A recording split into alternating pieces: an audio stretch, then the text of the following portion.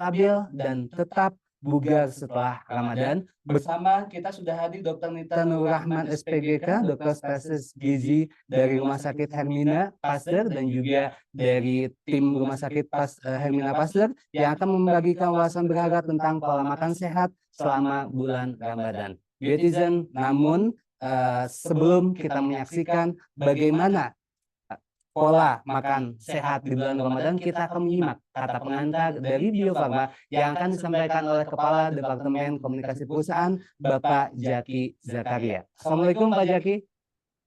Waalaikumsalam Kang Atar. Assalamualaikum Pak Jaki. Waalaikumsalam Kang Atar, suaranya terdengar. Sudah ada, Sir? Ya, Alhamdulillah, terima kasih Pak Jaki atas kesempatan. Mohon berkenan untuk memberikan kata pengantar di acara Kopi Morning ini. Kami persilahkan. Baik, terima kasih. Assalamualaikum warahmatullahi wabarakatuh. Selamat pagi, salam sejahtera untuk kita semua. Terima kasih atas kehadiran teman-teman yang sudah menyempatkan hadir dalam Coffee Morning Bio Farma episode 2 2025 ini. Walaupun dalam keadaan puasa, mudah-mudahan teman-teman tetap semangat dan tetap beraktivitas dengan optimal. Pertama-tama izinkan saya memperkenalkan diri terlebih dahulu. Saya Zaki Zakaria. Per 10 Maret 2025 lalu saya mendapat amanah sebagai Kepala Departemen Komunikasi Perusahaan. Semoga kita semua dapat saling berkolaborasi dalam rangka mendukung tujuan perusahaan bersama. Biotizen, seperti yang kita tahu, Coffee Morning ini bukan hanya sekedar ajang knowledge sharing, tapi juga wadah bagi kita untuk berbagi informasi penting dan inspiratif. Di edisi kali ini kita akan membahas sesuatu yang sangat relevan dengan kondisi saat ini, yaitu momen Ramadan, yaitu mengatur pola makan yang sehat saat berpuasa. Puasa seharusnya menjadi kesempatan bagi kita untuk mengatur pola makan yang lebih sehat. Oleh karena itu, kami berkolaborasi dengan Poliklinik Bio Farma dan Rumah Sakit Hermina Pasteur menghadirkan Dr. Nita Nur Rahman, spesialis gizi yang akan berbagi tips agar puasa kita menjadi lebih sehat dan bugar. Selain itu, kami juga ingin mengajak Biotizen untuk berpartisipasi dalam program Employment Engagement TJSL, yaitu patungan sembako. Program ini bertujuan untuk membantu masyarakat di Desa Binaan Bio Farma dengan memberikan paket sembako senilai Rp150.000 per paket secara gratis. Caranya bagaimana? Cukup mudah, dengan hanya patungan Rp75.000 per karyawan, dan Rp75.000 sisanya akan ditanggung oleh Bio Farma melalui program TJSL. Bagi teman-teman karyawan yang ingin berpartisipasi, masih ada waktu sampai besok, 14 Maret 2025. Semoga kebaikan yang kita berikan membawa manfaat bagi sesama dan menjadi ladang amal di bulan penuh berkah ini. Terakhir, kami juga ingin menyampaikan informasi yang baik, kabar baik untuk Bio Farma, kabar baik untuk kita semua. Bio Farma telah berhasil menerima sertifikat halal untuk vaksin BCG setelah melalui proses audit kemarin. Ini adalah pencapaian yang besar bagi kita semua, menunjukkan bahwa komitmen Bio Farma dalam memastikan kehalalan dan keamanan produk yang kita hasilkan. Sertifikat halal ini rencananya akan diserahkan secara langsung oleh Kepala BPJPH pada minggu ketiga bulan Maret 2025, bertepatan juga pada acara buka bersama karyawan Bio Farma.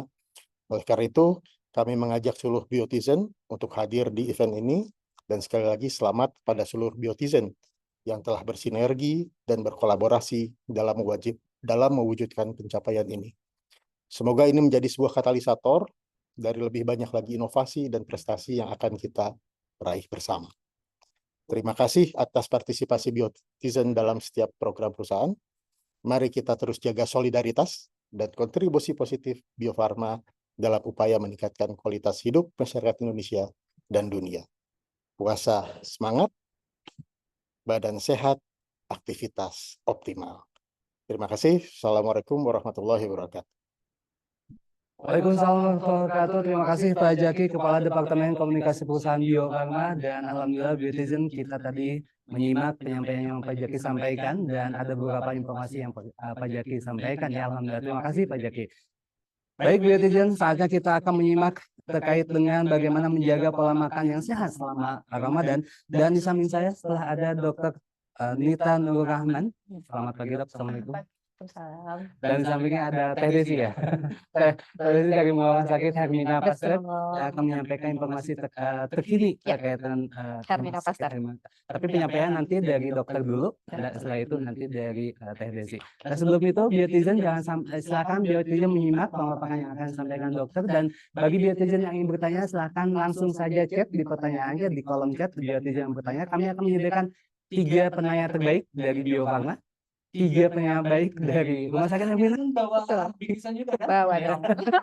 3 penanya terbaik juga, jadi ada 6 penanya terbaik ya. Kalau penanya 6 berarti 6 ya dapat. Dapat. Terus nanti juga kami akan ada kuis sederhana untuk Biotizen keikutsertaan di sini, dan bagi yang mengisi kuis kami akan memberikan juga apresiasi. Silahkan, jadi kalau kami menyediakan kuis silahkan diisi dan nanti kami akan memberikan apresiasi untuk Biotizen yang terpilih. Gitu. Dokter sudah menyiapkan materi terkait Sudah. pola hidup ini. Sudah. Mungkin silakan dokter bisa menyampaikan materi dulu. Silakan dokter. Boleh. Terima kasih, Pak. Assalamualaikum warahmatullahi wabarakatuh. Selamat pagi, Biotizen semua. Perkenalkan, saya Dr. Nita Nur Rahman, spesialis gizi klinik dari Rumah Sakit Hermina Pasteur. Di samping saya ada Teh Desi dari bagian marketing Hermina Pasteur.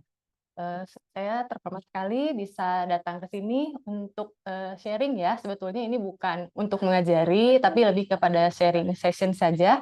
Bagaimana sih cara menjaga mata ya dalam waktu puasa seperti ini?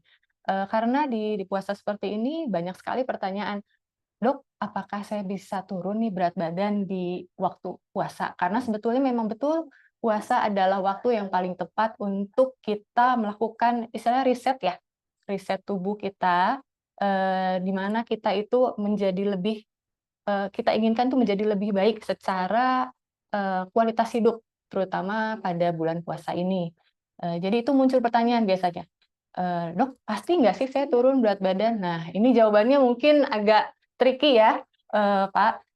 Di sini bisa jadi ada peningkatan berat badan juga pada saat bulan puasa. Jadi jangan heran, mungkin kok banyak sih orang yang bisa turun berat badan, tapi pada saat bulan puasa ada juga yang naik berat badan nih. Nah, itu banyak sekali masalah seperti itu. Apalagi biasanya yang paling krusial adalah ketika bulan puasa turun berat badan, tapi ketika Lebaran baru 1 hari 2 hari naiknya lebih banyak daripada turunnya. Nah, itu yang biasanya kita agak pusing ya. Nanti datang-datang ke klinik itu biasanya ke Poligizi, banyaknya itu lebih ke pengakuan dosa jadinya Pak. Jadi pas lagi Lebaran, dok saya makan ini makan itu yang banyak, kok cepet banget sih naik berat badannya, padahal saya puasa itu turun berat badannya juga banyak. Mungkin bisa langsung ke materi ya Pak ya, coba Siap. kita lihat ya PT-nya.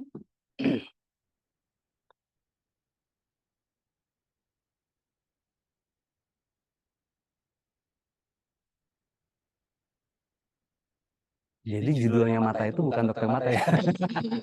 Mata terhadap makanan. Iya, betul. Jadi biasanya kita suka lapar mata ya, terutama pada saat berbuka. Nah, ini mungkin ada sedikit tips dan trik sharing session untuk bagaimana bisa menghindari hal tersebut. Bisa next selanjutnya.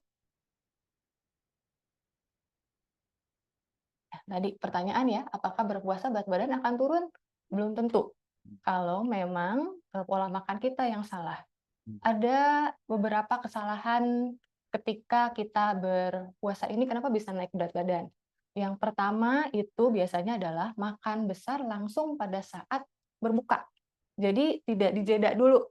Kita itu disebut lapar mata kan. Pertama kali lihat, aduh karena saya lapar, saya lihat makanan banyak di meja, saya langsung makan banyak. Pada saat seperti itu, memang kenyang pada saat itu, tapi nanti biasanya beberapa jam kemudian akan lapar kembali. Nah, jumlah kalori yang masuk pasti akan lebih banyak. Nanti ada tipsnya nih, bagaimana caranya, gimana sih biar kita nggak lapar mata tersebut, dan bagaimana triknya untuk menjaga agar kita tetap merasa tidak terlalu kelaparan banget pada saat puasa, dan ketika buka juga tidak terlalu banyak makannya. Nah, apakah diet ketika puasa lebih mudah? Betul, sebetulnya itu lebih mudah karena pada dasarnya kita telah meng-cut atau memotong makanan yang sehari-hari kita makan. Biasanya kita makan bisa 3 kali sehari kan. Ini sebenarnya kita hanya makan 2 kali sehari. Pada dasarnya kita sudah memotong makanan yang kita masuk. Cuma masalahnya itu tadi, ada ketika berbuka makanannya jadi lebih banyak. Jadi terasa tidak terpotong tuh Kayak makanannya. balas dendam. Ya, balas dendam, betul. Itu akhirnya itu yang terjadi mengapa berat badannya tidak bisa turun pada saat puasa. Sebetulnya normalnya jika kita makan harian seperti biasa dengan porsi yang biasa, ketika kita berpuasa ini seharusnya kita bisa turun kurang lebih 1-2 kilogram per bulan puasa. Ya, Hmm. gitu. Oke, mungkin selanjutnya.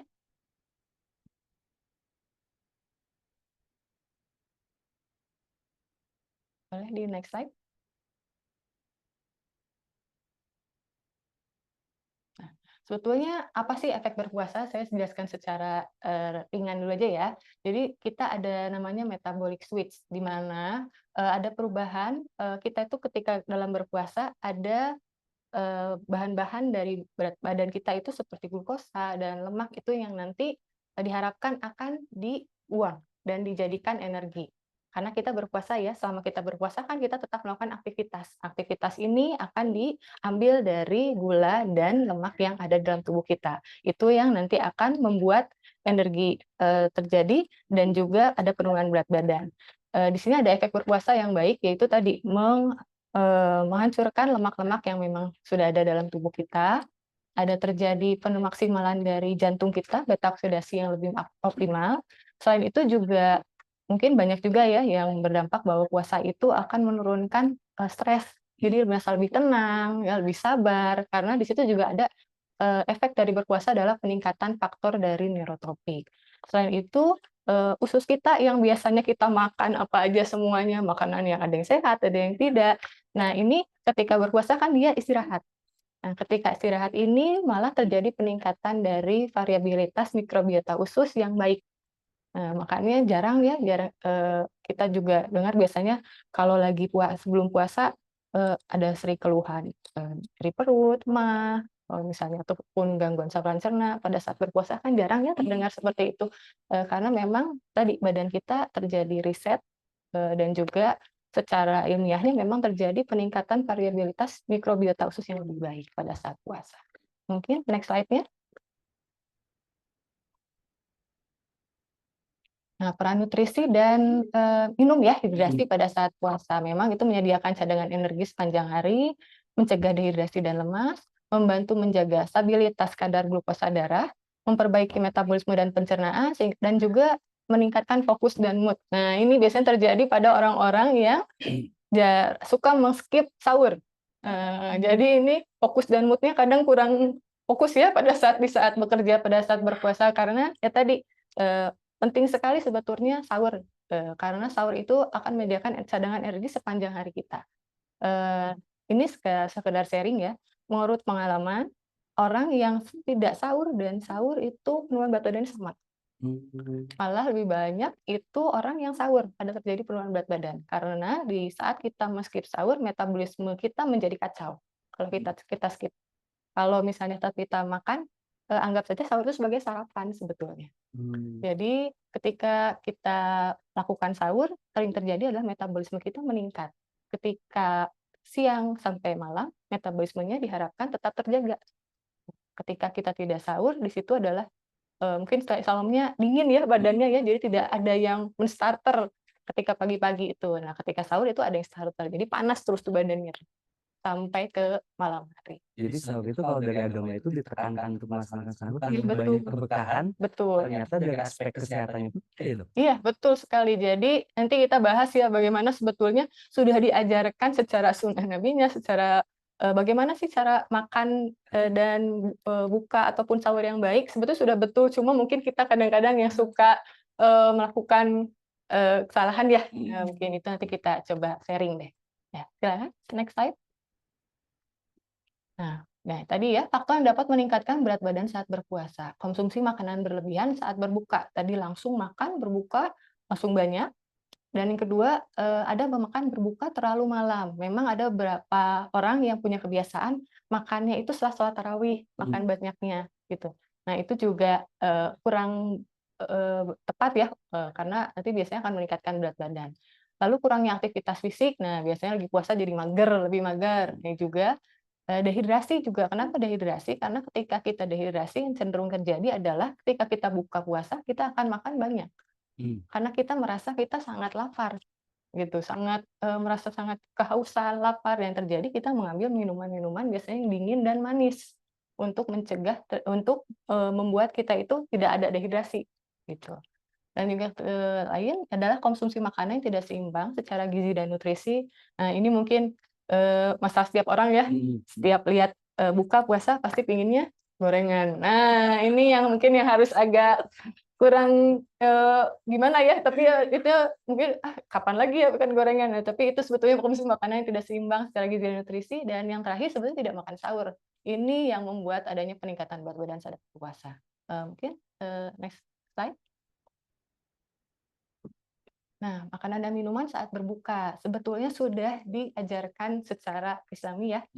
Awali berbuka itu dengan hidrasi, minum air putih kurang lebih 1-2 gelas. Nah, sebetulnya ini ada maksudnya juga, ketika kita berpuasa sebetulnya yang paling kita eh, khawatirkan itu kan sebetulnya bukan laparnya tapi hausnya. Awal itu kan pasti.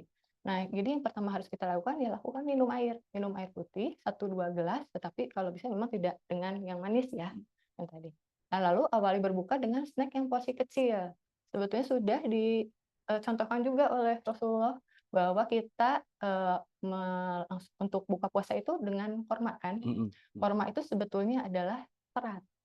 Jadi kan buah atau serat. Jadi sebetulnya coba lakukan makan pertama kali berbuka itu dengan snack porsi kecil, kalau bisa dengan serat bentukannya, serat yang dengan karbohidrat kompleks. Contohnya memang korma, boleh diganti juga misalnya tidak ada sup ataupun puding ataupun buah lain, buah yang banyak airnya. Nah, tapi ingat korma juga jumlahnya tidak berlebihan. Ini yang kadang-kadang kita juga agak ini nafsu ya. Nah, jadi saya nggak makan malam kok, dok, saya makannya cuma dikit, tapi korma saya makan misalnya 11, 13. Nah, itu juga mengkhawatirkan ya, berbahaya karena mungkin ini bisa dicek sendiri nih, Biotizen takutnya, ini dokternya hoax nih. Coba dicek sendiri 4-5 kurma itu setara dengan 1 porsi nasi. Ya, jadi kalau misalnya kita udah makan mungkin 9 atau 10 kurma, kemungkinan besar kita udah makan 1,5-2 porsi nasi. Nah, jadi itu juga syaratnya jumlah tidak berlebihan ya. Lalu menghindari berbuka dengan makanan tinggi kalori dan tidak seimbang, yaitu tadi gorengan ataupun makanan manis. Itu juga sangat tinggi kalori sehingga bisa meningkatkan berat badan kita saat puasa. Lalu tidak memilih makanan hanya karena hawa nafsu yang tadi. Karena banyak pilihan, biasanya tajil dicobain satu-satu tanpa memikirkan kalori yang ada. Lalu lakukan jeda antara snack dan makan besar. Ini juga sudah dicontohkan sebetulnya oleh Rasulullah bahwa setelah kita buka pertama, tadi air putih, lalu korma, setelah itu kita jeda. Sholat kan Pak ya, 15 menit, istirahatkan 10-15 menit. Nah ini juga ada penjelasan ilmiahnya. Jadi ketika kita melakukan jeda tersebut, badan kita kan tadi puasa lama ya, misalnya dingin tadi badannya. Starter dulu lah Pak, pemanasan dulu itu pakai korma sama air putih. Lalu dijeda, setelah itu baru kita makan besar. Ini tujuannya adalah ketika kita makan besar, badannya bisa ready untuk mengolah makanan. Karena badannya sudah dipanaskan lah ya, di secara keterjangan. Yang terjadi ini meningkatkan berat badan tadi, langsung makan besar, langsung banyak. Badannya belum siap untuk mengolah. Yang terjadi adalah makanan yang mungkin hanya sedikit itu tidak bisa diolah dan akhirnya jadi lemak. Nah, itu yang menyebabkan biasanya kenapa berat badan tuh bisa agak naik nih saat berbuka itu. Jadi dan terakhir adalah makan besar jangan terlalu larut di atas jam 9 malam. Pilihan makanan untuk berbukanya banyak ya. Sebetulnya saya tidak bilang boleh nasi enggak, malah harus makan nasi. Nasi itu tetap harus kita makan karena tetap untuk energi kepada otak itu kan dibutuhkan langsung glukosa. Itu adanya di nasi. Kalau bisa memang lebih pilih yang karbohidrat kompleks. Jadi mungkin yang lebih banyak serat ya, seperti nasi merah, bisa juga kalau suka mungkin roti gandum ataupun jagung. Proteinnya tetap ada, seperti protein yang rendah lemak ya, misalnya kayak dada ayam yang tidak pakai kulit, telur, itu ikan, tahu tempe silakan. Dan juga pemilihan lemak baik. Nah, lemak baik di sini adalah lemak tidak jenuh ya. Mungkin bisa juga ditambahkan seperti dengan alpukat, variasi kacang-kacangan, dan juga minyak zaitun atau olive oil. Dan juga serat terutama ini yang paling biasanya terlupakan pada saat buka. Karena biasanya intinya tuh inginnya makannya langsung yang besar, tapi seratnya kurang. Padahal serat ini sangat membantu sekali, terutama untuk kesehatan saluran cerna. Baik, next slide. Nah, jadi sebetulnya sudah ada panduan sendiri dari Kemenkes juga, tips berbuka puasa di sini juga dikatakan untuk makan dihindari terlalu banyak pada saat awal-awal, gitu ya. Jangan hindari makanan yang terlalu manis atau minuman yang terlalu manis yang dapat meningkatkan glukosa darah sangat cepat. Dan makan juga di sini juga harus dikatakan harus dinikmati, dikunyah pelan-pelan segala macam. Sebetulnya tadi tujuannya adalah untuk starter ketika awal-awal. Di Turki sendiri ada guide-nya, di sini saya ambil yang dari Turki, mereka juga sama sebetulnya sudah menerapkan sesuai dengan sunnah Rasulullah ya. Jadi awal-awal buka tuh dengan snack kecil. Kalau di sana mungkin jarang bisa kurma, bisa sup, ya, bisa puding. Lanjutkan istirahat sebentar, baru makan besar. Disertai dengan tambahan buah-buahan dan serat yang lain tambahan. Nah, next slide. Nah, bagaimana dengan makanan dan minuman saat sahur? Nah, ini yang terjadi juga kesalahan ketika berpuasa adalah tidak makan sahur yang menyebabkan ketidakseimbangan metabolisme tubuh. Jadi pada sahur itu sangat penting karena cadangan energi saat berpuasa dan mencegah terjadinya gangguan keseimbangan gula saat berpuasa. Nah, pilihan makanan bergizi itu bisa juga konsumsi makanan mengandung karbohidrat kompleks yang tadi, protein dan lemak sehat, hindari makanan yang tinggi gula dan lemak, dan minum cukup cairan. Nah, ini penting juga karena ini kan kita puasa ya. Puasa ini selama hampir 12 jam kita tidak ada minuman yang masuk. Cairan ketika puasa sahur ini sangat penting. Jadi pastikan minum air putih yang banyak selama saat sahur dan hindari minuman yang dapat meningkatkan dehidrasi atau kafein. Jadi di sini biasanya memang hindari ketika sahur itu minum minuman seperti kopi ataupun teh. Karena nanti ditakutkannya adalah dia akan menyebabkan penarikan cairan. Karena nanti biasanya kalau kita minum kafein kan yang terjadi adalah kencing ya, kencing terus, buang air ke belakang. Lalu itu yang ditakutkan akan meningkatkan dehidrasi pada saat kita berpuasa di pagi, siang, dan sorenya. Lalu hindari makan sahur terlalu banyak karena dapat menyebabkan perut terasa tidak nyaman saat berpuasa, jadi kembung, itu juga jadi nggak boleh. Jadi makan secukupnya, ya, tidak boleh berlebihan juga. Baik, next slide. Nah, ini juga ada petunjuknya juga dari IHWG saya ambil. Jadi kebutuhan cairan saat berpuasa sebetulnya untuk orang dewasa normal itu kurang lebih 8 gelas per hari atau 1.500 ml atau 2.000 ml, 1,5 liter sampai 2 liter per hari. Nah, ini sebenarnya bisa pakai metode ya. Saat puasa metodenya bisa 2-4-2 katakan. Jadi 2 gelas saat berbuka tadi pertama yang waktu starter itu 2 gelas air. Lalu ketika kita makan besar sampai kita mau tidur sebelum mau sahur itu 4 gelas saat makan malam, lalu minimal 2 gelas saat sahur. Jadi ini yang membuat kita itu diharapkan tidak akan dehidrasi selama berpuasa. Baik, next slide.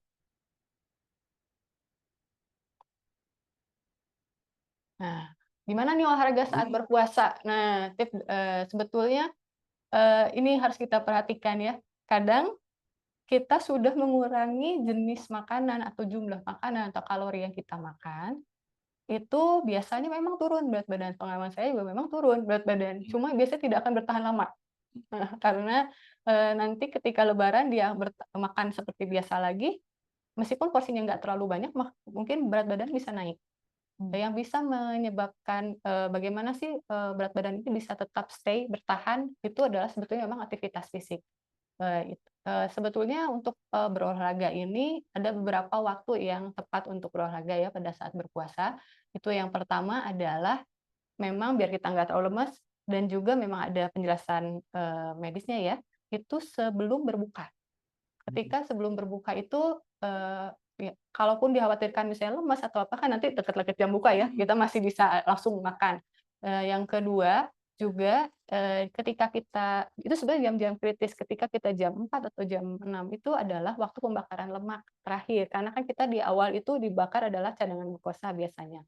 Setelah itu setelah di atas 10 jam itu adalah mulai dibakar lemak. Nah, ketika kita memulai ada pembakaran lemak dalam tubuh kita lakukan aktivitas yang lebih banyak lagi untuk membakar lemak tersebut. Jadi memang disarankannya sebelum berbuka itu bisa dilakukan. Ataupun misalnya saya nggak bisa dok sebelum berbuka, boleh dilakukan juga setelah berbuka. ataupun sebelum sahur kalau memang tidak bisa Iya. sama sekali. Cuma kan biasanya males ya orang-orang sebelum sahur. Nah, rata-rata sih setelah sebelum berbuka ataupun setelah berbuka bisa dilakukan aktivitas olahraga. Yang penting sih pada intinya harus bergerak ya pada saat puasa. Yang perlu diperhatikan adalah akses terhadap nutrisi dan hidrasi yang cukup sebelum mulai berpuasa atau setelah berbuka. Lalu olahraganya yang diharapkannya itu intensitasnya yang ringan aja ya, ringan-ringan sampai ke sedang kalau sudah bisa. Ini mencegah dehidrasi dan lemas, lalu mencegah pusing dan penurunan kadar glukosa darah pada saat puasa. Next slide. Nah, jadi ini terakhir sebenarnya makan dan minumlah dan jangan berlebih-lebihan. Sesungguhnya Allah tidak menyukai orang-orang yang berlebihan. Jadi menahan hawa nafsu saat berpuasa tidak hanya melatih kesabaran, tetapi dapat juga memperbaiki kesehatan dari pola hidup dan makan yang kita terapkan selama berpuasa. Tetapi semuanya diawali dari niat ya, untuk mencapai hidup yang lebih sehat dan berkualitas untuk masa depan yang lebih baik. Mungkin itu Kak, sekian dari saya presentasi untuk sharing ya, ini sebetulnya ya, sharing-sharing kepada biotizen semua bagaimana sih cara untuk tips dan trik juga bagaimana kita menahan hawa nafsu pada saat berpuasa dan bagaimana cara langkah kita menerapkan sebetulnya adalah menerapkan yang sudah Rasulullah ajarkan ya sebetulnya bagaimana cara berbuka dan sahur yang tepat sebetulnya. Mungkin itu yang bisa saya sampaikan Pak. Terima kasih. Sama-sama dokter. Terima kasih banyak. Wah, lucu banget. Kan ini.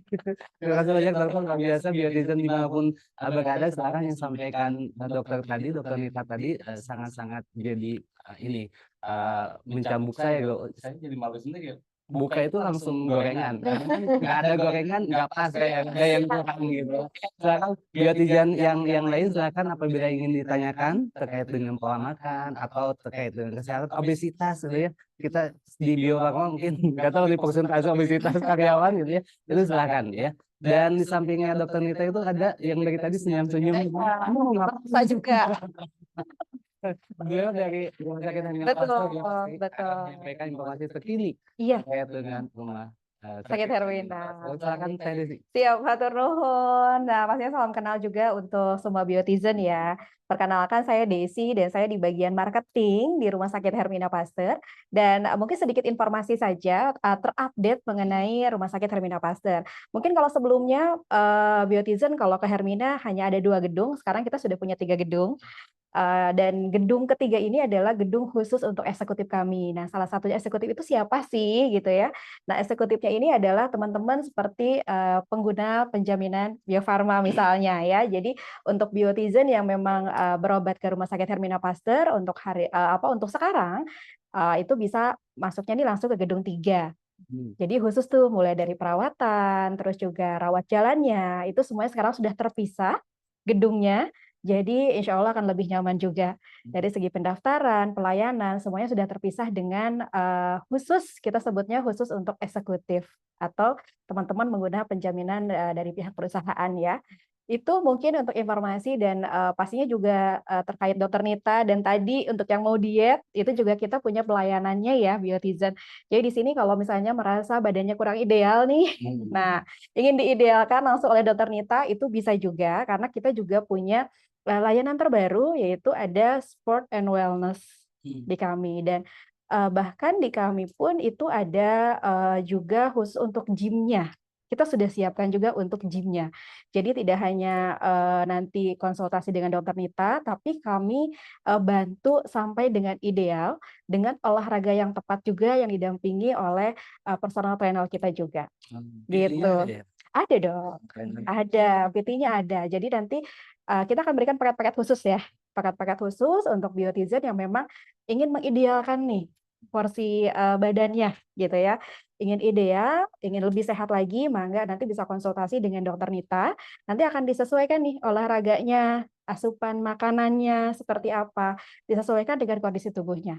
Jadi jangan sampai diet yang aneh-aneh, tapi dietnya tetap harus dikonsultasikan dengan ahlinya ya, ahli di bidangnya. Begitupun dengan olahraganya. Seperti itu. Dan kita juga mungkin sedikit informasi juga nih Pak, untuk biotizen yang mungkin sekarang lagi hamil. Nah, untuk teman-teman ataupun biotizen semuanya lagi hamil, yuk kita senam hamil karena di Hermina Pasteur juga kita ada nih Kita ada senam hamil di hari Sabtu, jadi bisa langsung ke kita dan ini khusus untuk teman-teman Bio Farma, cukup memperlihatkan ID-nya aja kita kasih free. Ah, Gitu. Jadi hanya liatin ID-nya aja nih, saya dari Bio Farma bisa ikutan untuk senam hamil di kita. Itu mungkin Pak dari kami informasinya. Terus saya sebelum kita menunggu Biotizen mencatat Mm-mm. pertanyaan-pertanyaan atau juga ingin langsung live bersama kami, Yep. kami persilakan Biotizen ya, raise hand saja, tombol reaction-nya, raise hand. Sebelum kita sambil kita menyimak Biotizen mencatat apa gitu ya, kita akan ke Kak Desi dulu. Oh, boleh. Tadi PT-nya itu bukan dokter Nita. Oh, betul. Jadi memang PT-nya ini PT-nya dia memang sudah certified Betul. untuk gym dan sebagainya. Betul sekali. Jadi kami ini untuk tadi program sport wellness yang ada di rumah sakit kita itu timnya banyak. Timnya itu ada dokter Nita tadi untuk ahli gizinya, terus untuk dokter gizinya kami juga di situ ada sampai dokter jantung juga ada. Oke. Dokter jantungnya ada, dokter ortopedinya juga ada tersedia, dan terapis-terapisnya juga ada. Jadi tim di sini tidak hanya tadi hanya konsul gizi aja, terus dia fitnessnya di luar gitu ya, tanpa VT. Nah di kita itu sudah dengan paketnya, VT-nya ada dan VT-nya ini memang sudah tersertifikasi untuk personal trainer gitu. Jadi memang semuanya kita sudah siapkan seprofesional mungkin. Jadi untuk teman-teman ataupun biotizen tadi yang mau mengidealkan kondisi tubuhnya, mangga kita bisa mendampingi sampai dengan sukses. Istilahnya gitu. Saya hasilnya menuju obesitas. Nah, Rasanya perasaan masa sih, tapi ya hasil GCR kemarin. bahkan sebetulnya nanti tuh untuk setelah tadi misalnya konsultasi dengan dokter Nita itu akan ada pemeriksaan juga Pak, pemeriksaan awal. Dan pemeriksaan awalnya menggunakan BIA ya dok ya. Nah BIA di sini tuh akan mengetahui alatnya, betul. Alatnya itu namanya BIA, Body Index Analytic ya dok ya. Semacam seperti itu. Jadi isinya nanti dia akan tahu nih kondisi tubuhnya, mulai dari lemaknya berapa persen, airnya berapa persen, terus ototnya juga berapa persen itu ketahuan.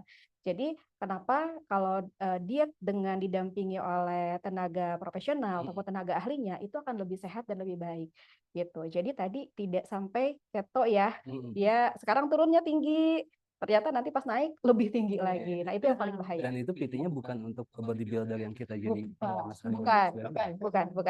Dan awalnya itu kalau saya misalkan atau biotizen semua yang seperti itu daftarnya itu ke dokter Nita dulu, ke gizi dulu. Iya, betul. Jadi biasanya pasien datang dulu ke poliklinik gizi.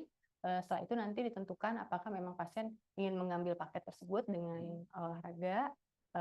Nanti kita salurkan langsung ke bagian marketing. Betul. Dan objektifnya tujuannya akhirnya yaitu untuk ideal tubuh. Betul. Jadi sebetulnya mengapa ada program ini ya, sebetulnya untuk yang sport ini karena banyak sekali mungkin masyarakat yang bingung ya bagaimana pemilihan olahraga yang betul. Kita hanya taunya oh ya hanya diet saja mengurangi makanan gitu ya. Memang turun tetapi aktivitas olahraganya mana sih betulnya cocok buat dia dan diajarkan untuk bagaimana ya misalnya kayak bentuk latihannya seperti apa gitu yang cocok dengan dia, dan juga bagaimana cara membentuk misalnya kita kan bukan bodybuilding ya, tapi bagaimana kita mempertahankan atau memperkonservasi otot itu secara betul, karena kan pada saat diet mau tidak mau otot itu akan turun. Nah bagaimana caranya otot ini tidak turun, nanti akan dilakukan gerakan-gerakan teknik-tekniknya untuk maintenance seperti apa dilatih, dan latihan ini juga membuat pasien itu tidak tebak-tebakan sendiri untuk olahraganya, karena banyak sekali pasien yang datang saya olahraga tapi tiba-tiba jadi cedera. Nah jadi kalau di sana kan ada PT-nya, nanti diajarkan bagaimana caranya sih olahraga yang betul tanpa membuat cedera pada diri sendiri. Ini itu. Bahasanya kalau lebih melebar. Pola makan pas itu sangat. Kalau saya itu saya teringat tuh kalau ada berat timbangan yang mencek sampai ke usia kita berapa, itu usia kita. Contoh saya 25 tahun, terlihat usia 45 tahun. Betul, metabolismenya usia metabolismenya itu terekam seperti itu. Iya, betul. Jadi sebetulnya itu kadang-kadang yang membuat shock pada pasien ya ketika datang, karena pertama kali biasanya baru pertama kali melakukan penimbangan tersebut dengan alat BIA. Nanti memang betul sudah dijelaskan oleh Teh Desi juga akan terlihat seperti komposisi tubuh kita itu seperti apa. Memang kadang-kadang yang terlihat adalah badannya kadang ideal, tapi lemaknya sangat tinggi, dan juga yang terutama yang berbahaya adalah lemak visceral ya, lemak organ dalam, lemak yang menempel di seperti organ dalam kita, di usus, di jantung, di ginjal, yang itu kebanyakan pasien-pasien itu tinggi semua. Padahal itu adalah yang menyebabkan kekhawatiran karena ada resiko penyakit metabolik di situ. Banyak juga orang yang terlihat ideal tapi ternyata skinny fat disebutnya ya. Jadi lemaknya banyak juga. Resiko dia untuk mendapatkan penyakit metabolik juga sama sebetulnya. Karena kalau lihat dari hasil pemeriksaan dia, lemak dia tinggi. Resiko dia untuk penyakit metabolik pun sebetulnya tinggi. Jadi jangan dilihat ya misalnya, kalau kurus tuh pasti sehat. Belum tentu. Padahal dalamannya kita nggak tahu. Ya betul, yang besar belum tentu lemaknya sebanyak yang kurus. Itu banyak terjadi. Jadi ternyata yang besar itu memang ototnya mungkin besar, lemaknya nggak terlalu banyak, visceral fatnya mungkin nggak terlalu banyak, tapi ada yang kecil seperti biasa-biasa aja, biasanya besarnya nggak terlalu sebesar gimana, cuma secara komposisi tubuh dia lebih kurang baik dibanding yang berat badan sangat tinggi. Jadi jangan melihat dari pandangan mata saja. Terus dicek sampai ke dalam. Makanya kita balik lagi ke judul kita bulan puasa, jangan lapang mata. Baik, Biotizen alhamdulillah. Banyak hal yang ingin saya tanyakan, tapi kita berbagi dengan Biotizen yang sudah menuliskan di chat Zoom-nya. Yang pertama dari Teh Fazrian kayak Teh Fazrian Agriani. Dok, ingin bertanya, boleh? Boleh kan? Satu, menu sahur yang bagus buat anak. Kebetulan anak saya baru belajar puasa. Oh, bagus banget. Anak, betul. Betul. Anak seperti apa, Dok? Menu sahur. Ini jadi sebetulnya anaknya umur berapa ya? Oh, okay. Jadi sebetulnya kan anak-anak boleh diajarkan berpuasa, tetapi kita harus pantau untuk umurnya makannya. 8 sampai 9. Oh, 8 sampai 9. Oke. Jadi mulai diajarkannya jangan terlalu dipaksa dulu ya. Jadi kalau anak merasa sudah tidak sanggup untuk berpuasa, buka. Jangan jangan dipaksakan, nanti takutnya anak itu akan menjadi trauma juga ya. Karena seakan-akan puasa itu betul-betul dia itu ada kewajiban betul sangat untuk berpuasa, dan itu takutnya trauma. Kalau anaknya merasa sudah lapar jam 12 atau jam 1 belajar, jadi bertahap dulu. Yang pertama itu mungkin yang harus diingatkan dulu kepada orang tua ya. Yang kedua adalah menu sahur. Nah, menu sahur ini pada saat kita anak-anak ini yang penting adalah tadi harus seimbang. Jadi usahakan anak itu ada tadi porsi karbohidratnya, nasinya, proteinnya juga cukup, dan juga syaratnya juga cukup. Yang perlu mungkin kalau anak-anak itu pada saat sahur kan makannya males ya, karena masih ngantuk-ngantuk, kita yang harus lebih paksakan. Biasanya anak itu akan lebih senang dalam bentuk cair, sop yang lebih panas, hangat-hangat, mungkin bisa disediakan juga pada saat sahur, dan juga berikan cemilan-cemilan pada saat sahur. Kalau anak-anak ini kan dia metabolismenya beda dengan kita ya, metabolisme anak itu masih berjalan terus ya, akan meningkat terus. Tidak khawatir, nggak apa-apa, berikan cemilan-cemilan pada saat sahur, tapi cemilannya cemilan yang lebih sehat ya. Misalnya lebih tinggi protein seperti susu, itu boleh berikan pada anak pada saat sahur. Jadi juga menjaga agar dia tidak terlalu lapar ya pada saat pagi, siang, dan sorenya. Itu bisa diberikan sebagai tambahan seperti itu. Jadi nggak apa-apa, kasih aja. Kalau anaknya mau misalnya susu, mau tambahan susu, malah nggak apa-apa. Karena kita harus berikan snack-snack tambahan itu, tujuannya juga yang ya selain memang anak menjadi lebih kuat untuk berpuasa, yang ketiga anaknya jadi semangat ketika berpuasa. Jadi, pada saat berpuasa saya boleh nih makan minum ini yang kadang-kadang nggak boleh sama ibu bapaknya. Nah, nggak terlalu sering ya, untuk mama papa di sana jangan terlalu sering juga ya kita sistem, cuma kita bisa berikan reward ya sebetulnya ya buat mereka. Mungkin itu sih, yang penting sih harus ada minum. Anak itu minumnya harus lebih banyak, karena aktivitas anak itu pasti akan jauh lebih melelahkan tinggi daripada kita. Betul, ketika mereka sekolah tuh jangan disangka hanya duduk saja kan, mungkin sekolah itu mereka banyak lari-larian segala macam. Nah, itu yang harus kita perhatikan juga, minum pada anak-anak minimal kalau bisa jangan 2 gelas sih. Di sini bisa 3 gelas, mungkin bisa ditambahkan plus tambahan tadi seperti susu, itu bisa diberikan kepada anak. Dan di bulan puasa ini sebenarnya orang tua jadi betul-betul harus menyiapkan luar biasa kerjanya. Iya. Karena dia harus menyiapkan menu juga ya, menu sahur kalau betul, yang biasanya menu sahur, menu bukan. Nah, biasanya tuh kalau anak-anak tuh kan yang utamanya males makan ya ketika sahur, karena kan mereka biasanya tidak bangun ketika tengah malam, harus dibangunkan tengah malam. Dan kita juga sendiri dewasa juga kadang-kadang males ya kalau misalnya malam-malam itu makan. Nah, ini harus agak dipaksakan, biasanya berikan menu-menu makanan yang mereka sukai pada saat sahur. Menariknya itu ya, Iya, menu makanan yang menarik di saat sahur. Iya, betul. Iya, betul. Siap, terima kasih Teh Fadrian, pertanyaannya semoga bisa menjawab. Selanjutnya kita ke Kang Indra Permana. Dokter, bagaimana kiat-kiat atau pengaturan orang yang berpuasa namun sedang mengkonsumsi obat secara rutin? Puasa tapi dia mengkonsumsi obat rutin, Dok. Nah, ini tanya juga nih, obatnya apa ya sebetulnya ya? Obatnya apa? Nah, Mungkin Kang Indra kalau kalau lebih jelas mungkin bisa ya. obatnya seperti apa, mungkin bisa dibantu. Ya, jadi kalau biasanya sih permasalahannya ada pasien-pasien yang diabetes atau hipertensi ya, biasanya kan. Biasanya minum sesuai sudah dokter sebelumnya juga mungkin sudah penyakit dalamnya atau dokter sarafnya juga mungkin sudah memberitahukan ya bagaimana cara untuk makan obatnya seperti apa untuk switch-nya ya. Biasanya mungkin siang ditaruh biasanya ke pagi. Biasanya kalau malam kan obatnya biasanya tetap di malam hari ya. Yang penting di sini adalah terutama untuk biasanya pertanyaan adalah pasien diabetes ya, bagaimana dok saya kan tetap harus makan obat ketika malam hari. Nah ini memang harus konsultasikan dulu kepada dokter yang terkait yang memberikan obat. Apakah memang harus tetap minum obat pada siang hari, mau nggak mau ya jadi tidak bisa berpuasa ya. Tapi kalau misalnya bisa diganti menjadi 2 kali sehari, biasanya itu adalah yang terutama untuk obat gula. Itu makan dulu, kita harus makan baru kita minum obat gulanya, karena nanti kan obat gula itu akan menurunkan secara bertahap ya kalau yang diminum secara oral. Nah dia akan menurunkan bertahap dan konsumsi makanannya harus jangan terlalu sedikit, karena kan kita mengerti ada obat yang masuk untuk menurunkan gula.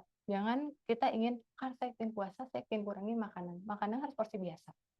Karena dikhawatirkannya ketika kita menurunkan makanan terlalu sedikit, obatnya masuk, yang terjadi adalah hipoglikemi pada saat jam puasa. Nah itu jadi makan harus tetap biasa, porsi biasa.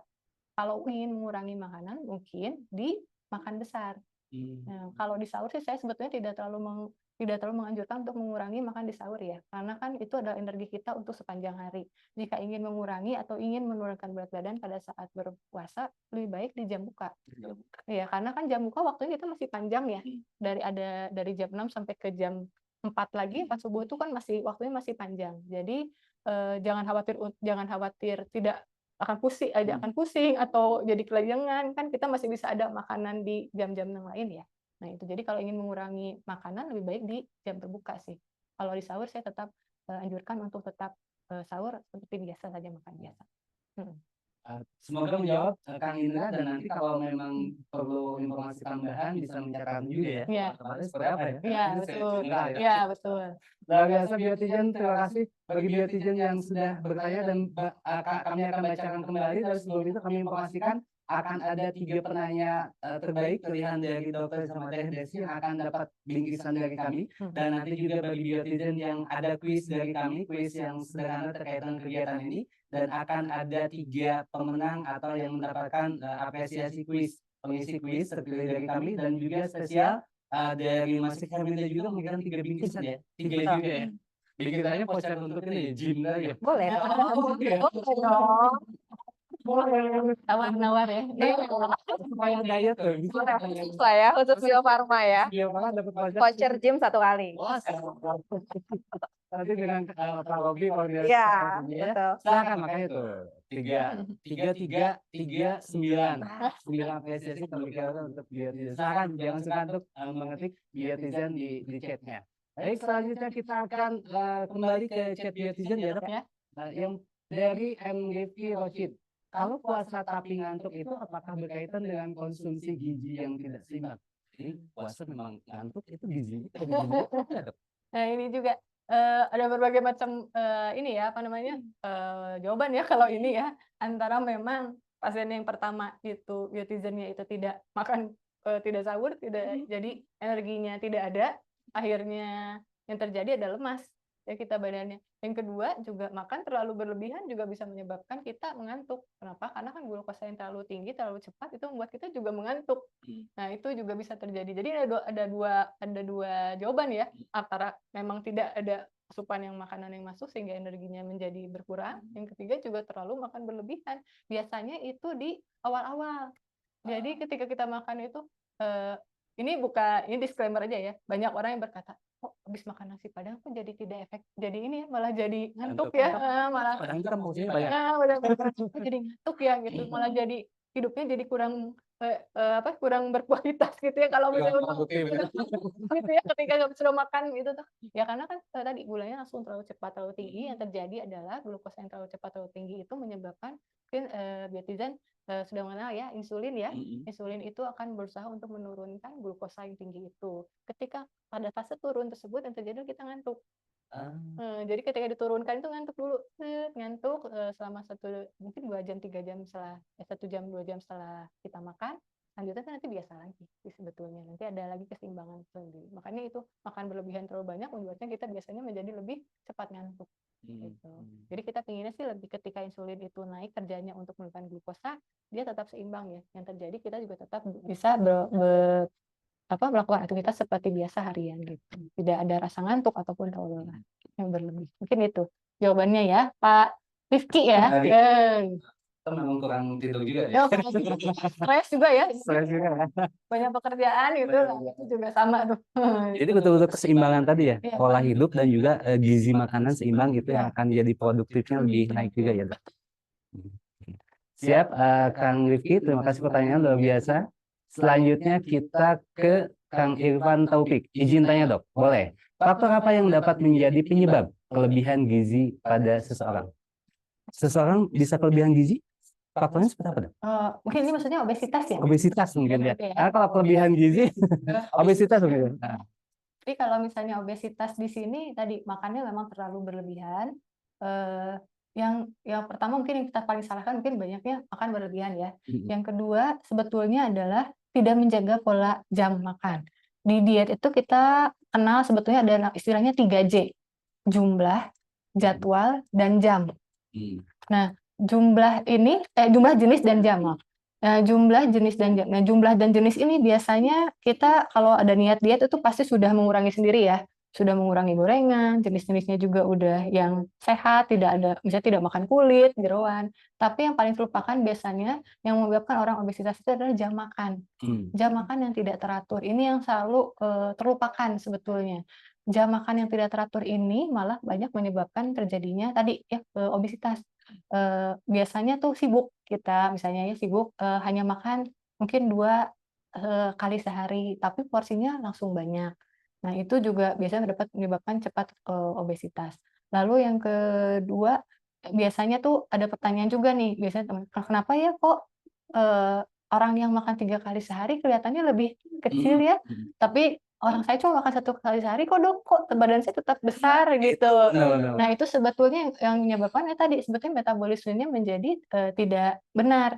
Ketika kita makan hanya 1 kali sehari langsung apalagi tadi jumlahnya porsinya langsung sangat banyak, yang terjadi badan kita itu tidak bisa mengolah makanan yang berlebihan di awal. Tadi karena badannya kan banyak dingin ya istilahnya berpuasa lama, lalu tiba-tiba makan banyak langsung badannya kaget. Dia tidak bisa mengolah. Jadi makanan yang sedikit pun dia tidak bisa olah dan akhirnya sisaan makanan itu disimpan jadi lemak. Dibandingkan dengan orang yang rutin makannya setiap hari, istilahnya badannya itu metabolismenya panas terus. Ketika diberikan makanan, dia dapat diolah. Akhirnya tidak ada sisa energinya. Lalu dia makan lagi, dimasukkan lagi bensin ya istilahnya tuh kalau mesin diolah lagi habis. Dimasukkan lagi habis. Itu jadi tidak ada sisaan energi atau sisaan yang bisa ditumpuk jadi lemak. Itu biasanya jawaban-jawaban kenapa sih banyak orang yang makan 1 kali sehari tetap besar, ada yang makannya teratur, banyak kok tetap kecil. Mungkin secara tidak dia sadari jam makan dia sudah betul, metabolismenya sehingga baik. Itu yang menyebabkan berat badannya mungkin tidak naik ya. Gitu. Jadi selain seimbang juga disiplin terhadap waktu makan itu Iya, bagus. betul. Jadi sebetulnya untuk diet itu yang utamanya selain jumlah dan tadi jam. Kuncinya itu di jam. Jadi jam makan dulu teraturkan. Kalau misalnya jamnya sudah mulai teratur, biasanya dengan makanan yang biasa kita konsumsi sehari-hari pun biasanya sudah turun. Nanti kalau misalnya sudah turun, perlahan-lahan tinggal jumlah dan jenisnya kita kurangi sedikit-sedikit. Gitu. Malahan sampai ada menu yang kita tuh harus makan kalorinya sekian, proteinnya sekian, nggak harus gitu juga ya. Dihitung sampai dihitung. Kalau itu pasti akan menurunkan berat badan ya, karena kan namanya defisit kalori. Cuma biasanya tidak akan bertahan terlalu lama kalau jam makannya pun belum teratur.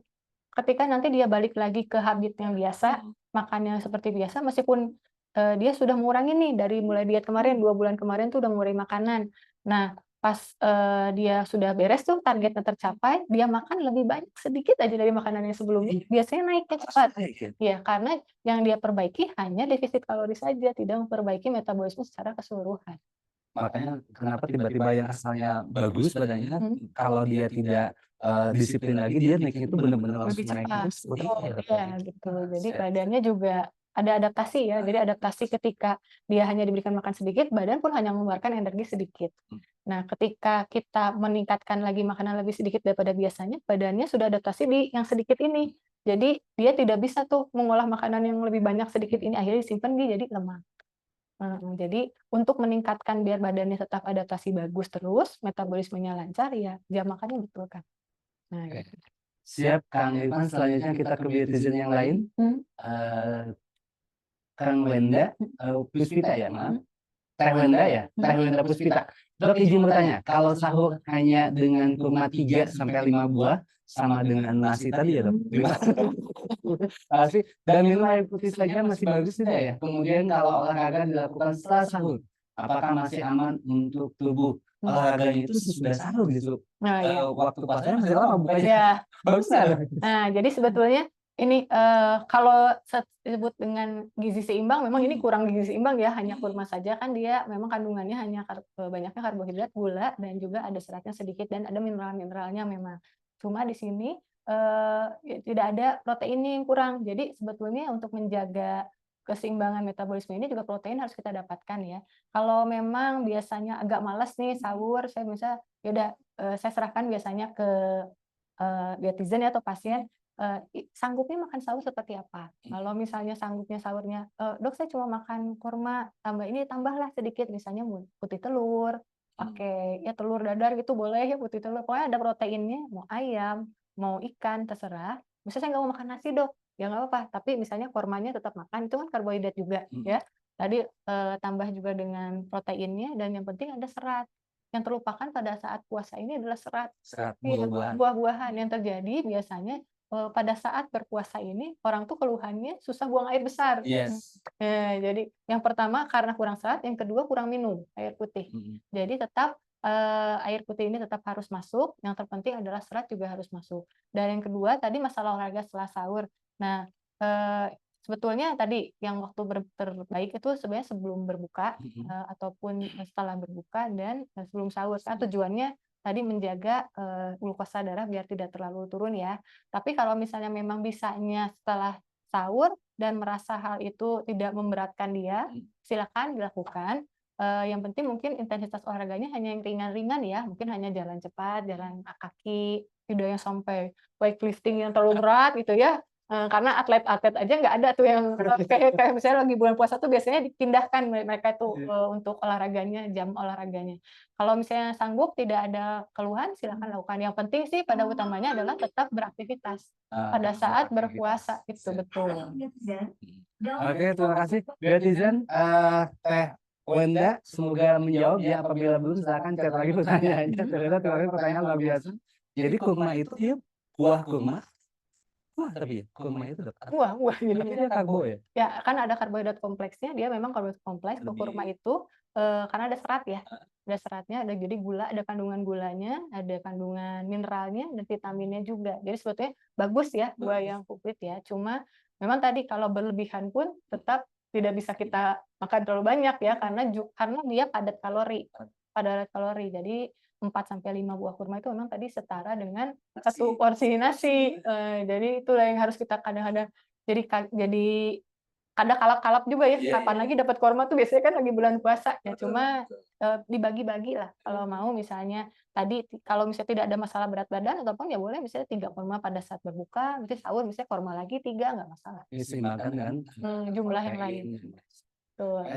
Saya menyimak makan pokok Nabi Muhammad itu kurma memang betul ada hasilnya. hasil ya. Betul. Dia secara mineral juga tinggi. Dia itu buah yang tinggi kalium juga. Pada saat kita berpuasa kan yang pertama kali keluar itu cairan ya. Tadi ya dehidrasi ya. Jadi buah itu diharapkan dengan buah kurma itu kalium yang masuk itu kalium yang kebuang ketika kita berpuasa itu tergantikan. Karena buahnya tinggi kalium juga. Jadi itu juga sudah ada khasiatnya ya, betul ya. Cuma harus hati-hati juga pada pasien-pasien yang diabetes ya. Diabetes. Ya betul. Jadi meskipun kurma itu baik, secara kandungan gizi, zat gizinya juga bagus ya, lengkap. Tetapi yang perlu diingatkan adalah tetap dia itu gula, ada gulanya. Jadi dapat tetap meningkatkan gula darah. Diharapkan untuk para yang punya diabetes tetap agak dibatasi ya untuk pemilihan kurma tersebut. Gitu. Jadi mohon izin Biotizen karena bahas kurma ya, saya tanya lagi penasaran juga. Iya. Jenis-jenis kurma ini yang berada di toko-toko Iya. di samping rumah sakit tuh ada Gria. Itu kan semua sakit rumah sakit ada Gria pasti. Betul. Banyak banget tuh jenis-jenis kurma. Maaf bukan promosi. Iya. Ya, Jenis kurma yang terbaik menurut dokter. ini ada penelitian ini sebetulnya ya. Saya pernah baca juga untuk kurma itu sebetulnya yang tidak terlalu tinggi indeks glikemiknya. Jadi indeks glikemik itu adalah yang dapat meningkatkan gula ya. Semakin tinggi indeks glikemiknya, gulanya ketika kita makan, gula kita akan lebih tinggi. Jadi patokannya pertama adalah roti putih. Nah, biasanya kan kalau kita pada para pasien-pasien diabetes jarang kita berikan konsumsi roti putih karena gulanya udah cepat tinggi. Nah, indeks glikemik yang rendah, jadi cocok ya sebetulnya untuk para diabetes juga. Jadi saya juga bukan jadi promosi ya, jadi saya nanti tiba-tiba jadi brand ambassador Karena kita kurma bingung gitu. juga pas kurma itu banyak jenis. Iya. Setahun sekali ya. Saya takutnya jadi brand ambassador kurma lagi ya, bukan ya. Jadi ini disclaimer aja, tetapi yang secara pernah saya baca ya, mungkin nanti kita juga saling cek lagi ya, saling cross cek lagi. Yang indeks glikemiknya rendah itu memang mejul. Jadi kurma jenis mejul itu lebih rendah indeks glikemik. Jadi untuk para mungkin ada yang pingin gitu ya nyoba pasien diabetes itu boleh mungkin 1 biji itu nyobain itu aja coba. Dan itu harganya mahal ya? Iya. Ya itu lebih mahal dari jenis kurma yang lain kan? Iya betul. Ternyata memang gitu. Iya dia lebih bagus. Mejul kedua itu A2 sih ingat saya. Ya baru selanjutnya mungkin agak indeks glikemiknya agak tinggi-tinggi ya, terutama kan yang agak basah dan itu kan mungkin lebih manis. Nah, jadi gulanya juga lebih tinggi sih kadar gulanya. Siap-siap terima kasih dok. Saya pertanyaan banyak tapi kita kembali ke kita jadi baik ya Tijan. Kalau tadi pertanyaan banyak ke dokter Nita itu di sampingnya masih senyum-senyum. Saya juga kalau mas terkait dengan rumah sakit Hermina ya. Nanti yang terkait dengan rumah sakit Hermina silakan ditanyakan juga, silakan chat di bawah juga kalau Biotizen ingin mengetahui terkait dengan rumah sakit Hermina. Layanan yang tadi itu terkait banyak luar biasa bagus banget. Kita langsung ke Biotizen. Siap. Ya, Biotizen. Yang selanjutnya adalah dari Teh Nurul Asih Ramadhani. Ada 4 pertanyaan, wah bagus. Pertanyaan semangat. Teh Nurul, Assalamualaikum Teh Nurul, terima kasih pertanyaannya saya bacakan. Yang pertama, bagaimana saran nutrisi terbaik? Mohon izin belum masih ke atas. Mohon izin. Nah, terima kasih. Yang pertama, bagaimana saran nutrisi terbaik untuk orang yang rutin berolahraga ketika berpuasa agar nutrisi tercukupi? Saya langsung bacakan semua aja ya. Yang kedua adalah bagaimana cara mensiasati anak yang berpuasa yang sulit mengkonsumsi sayur, apakah perlu suplemen atau bagaimana? Yang ketiga, untuk penderita diabetes, saran karbohidrat terbaik selama puasa apa ya dok? Dan yang keempat, untuk orang yang anemia, nutrisi apa yang paling berpengaruh meningkatkan HB? Terima kasih. Ini komplit sekali ya. Komplit mas. Saya merasa ujian ya jadinya. Komprehensif. Ya, jadi Kayak uji publik ini. Jadi untuk saran nutrisi terbaik selama olahraga tadi sebetulnya cukup metabolisme yang gizi seimbang ya. Jadi nggak perlu ditekankan juga pada saat berolahraga, ini pentingnya adalah protein. Protein dan karbohidrat ini harus tetap masuk. Karbohidrat terutama kan pada awal-awal kita berolahraga yang dibakar adalah gula ya, cadangan gula. Jadi kita tetap makan karbohidrat. Makanya sebelum olahraga tuh kalau misalnya rutin berolahraga kan ada namanya carbo loading ya. Nah, itu juga sangat pentingnya gula pada saat kita berolahraga. Selanjutnya adalah protein. Protein ini kenapa? Karena kalau misalnya apalagi kalau kita melakukan olahraganya yang untuk meningkatkan massa otot, istilahnya adalah kita olahraga itu sebagai tiangnya, proteinnya adalah sebagai semennya, sehingga dia terbentuk bangunan ya. Jadi kalau kita olahraga tapi konsumsi proteinnya kurang juga tidak akan terbentuk otot. Jadi yang perlu diperhatikan adalah di sini saran nutrisinya tetap untuk makan karbohidrat tetap ada, proteinnya mungkin agak diperbanyak jika memang olahraganya itu adalah olahraga yang bersifat weight training ya, untuk beban. Nah, untuk bebannya itu juga harus untuk meningkatkan pembentukan massa otot. Kardio juga sama ya dok? Kalau kardio itu sebetulnya lebih kepada pembakaran lemak. Jadi memang cocok untuk menurunkan berat badan ya untuk kardio ini. Cuma memang yang harus kita perhatikan adalah waktu. Kadang kardio yang kita lakukan hanya 10 menit, 15 menit. Nah, pada saat 20 menit pertama itu kurang lebih yang dibakar baru adalah glikogen, cadangan gula. Lemak itu baru dibakar ketika di atas 30 menit. Makanya saran-saran dari luar juga kan olahraga 30 menit.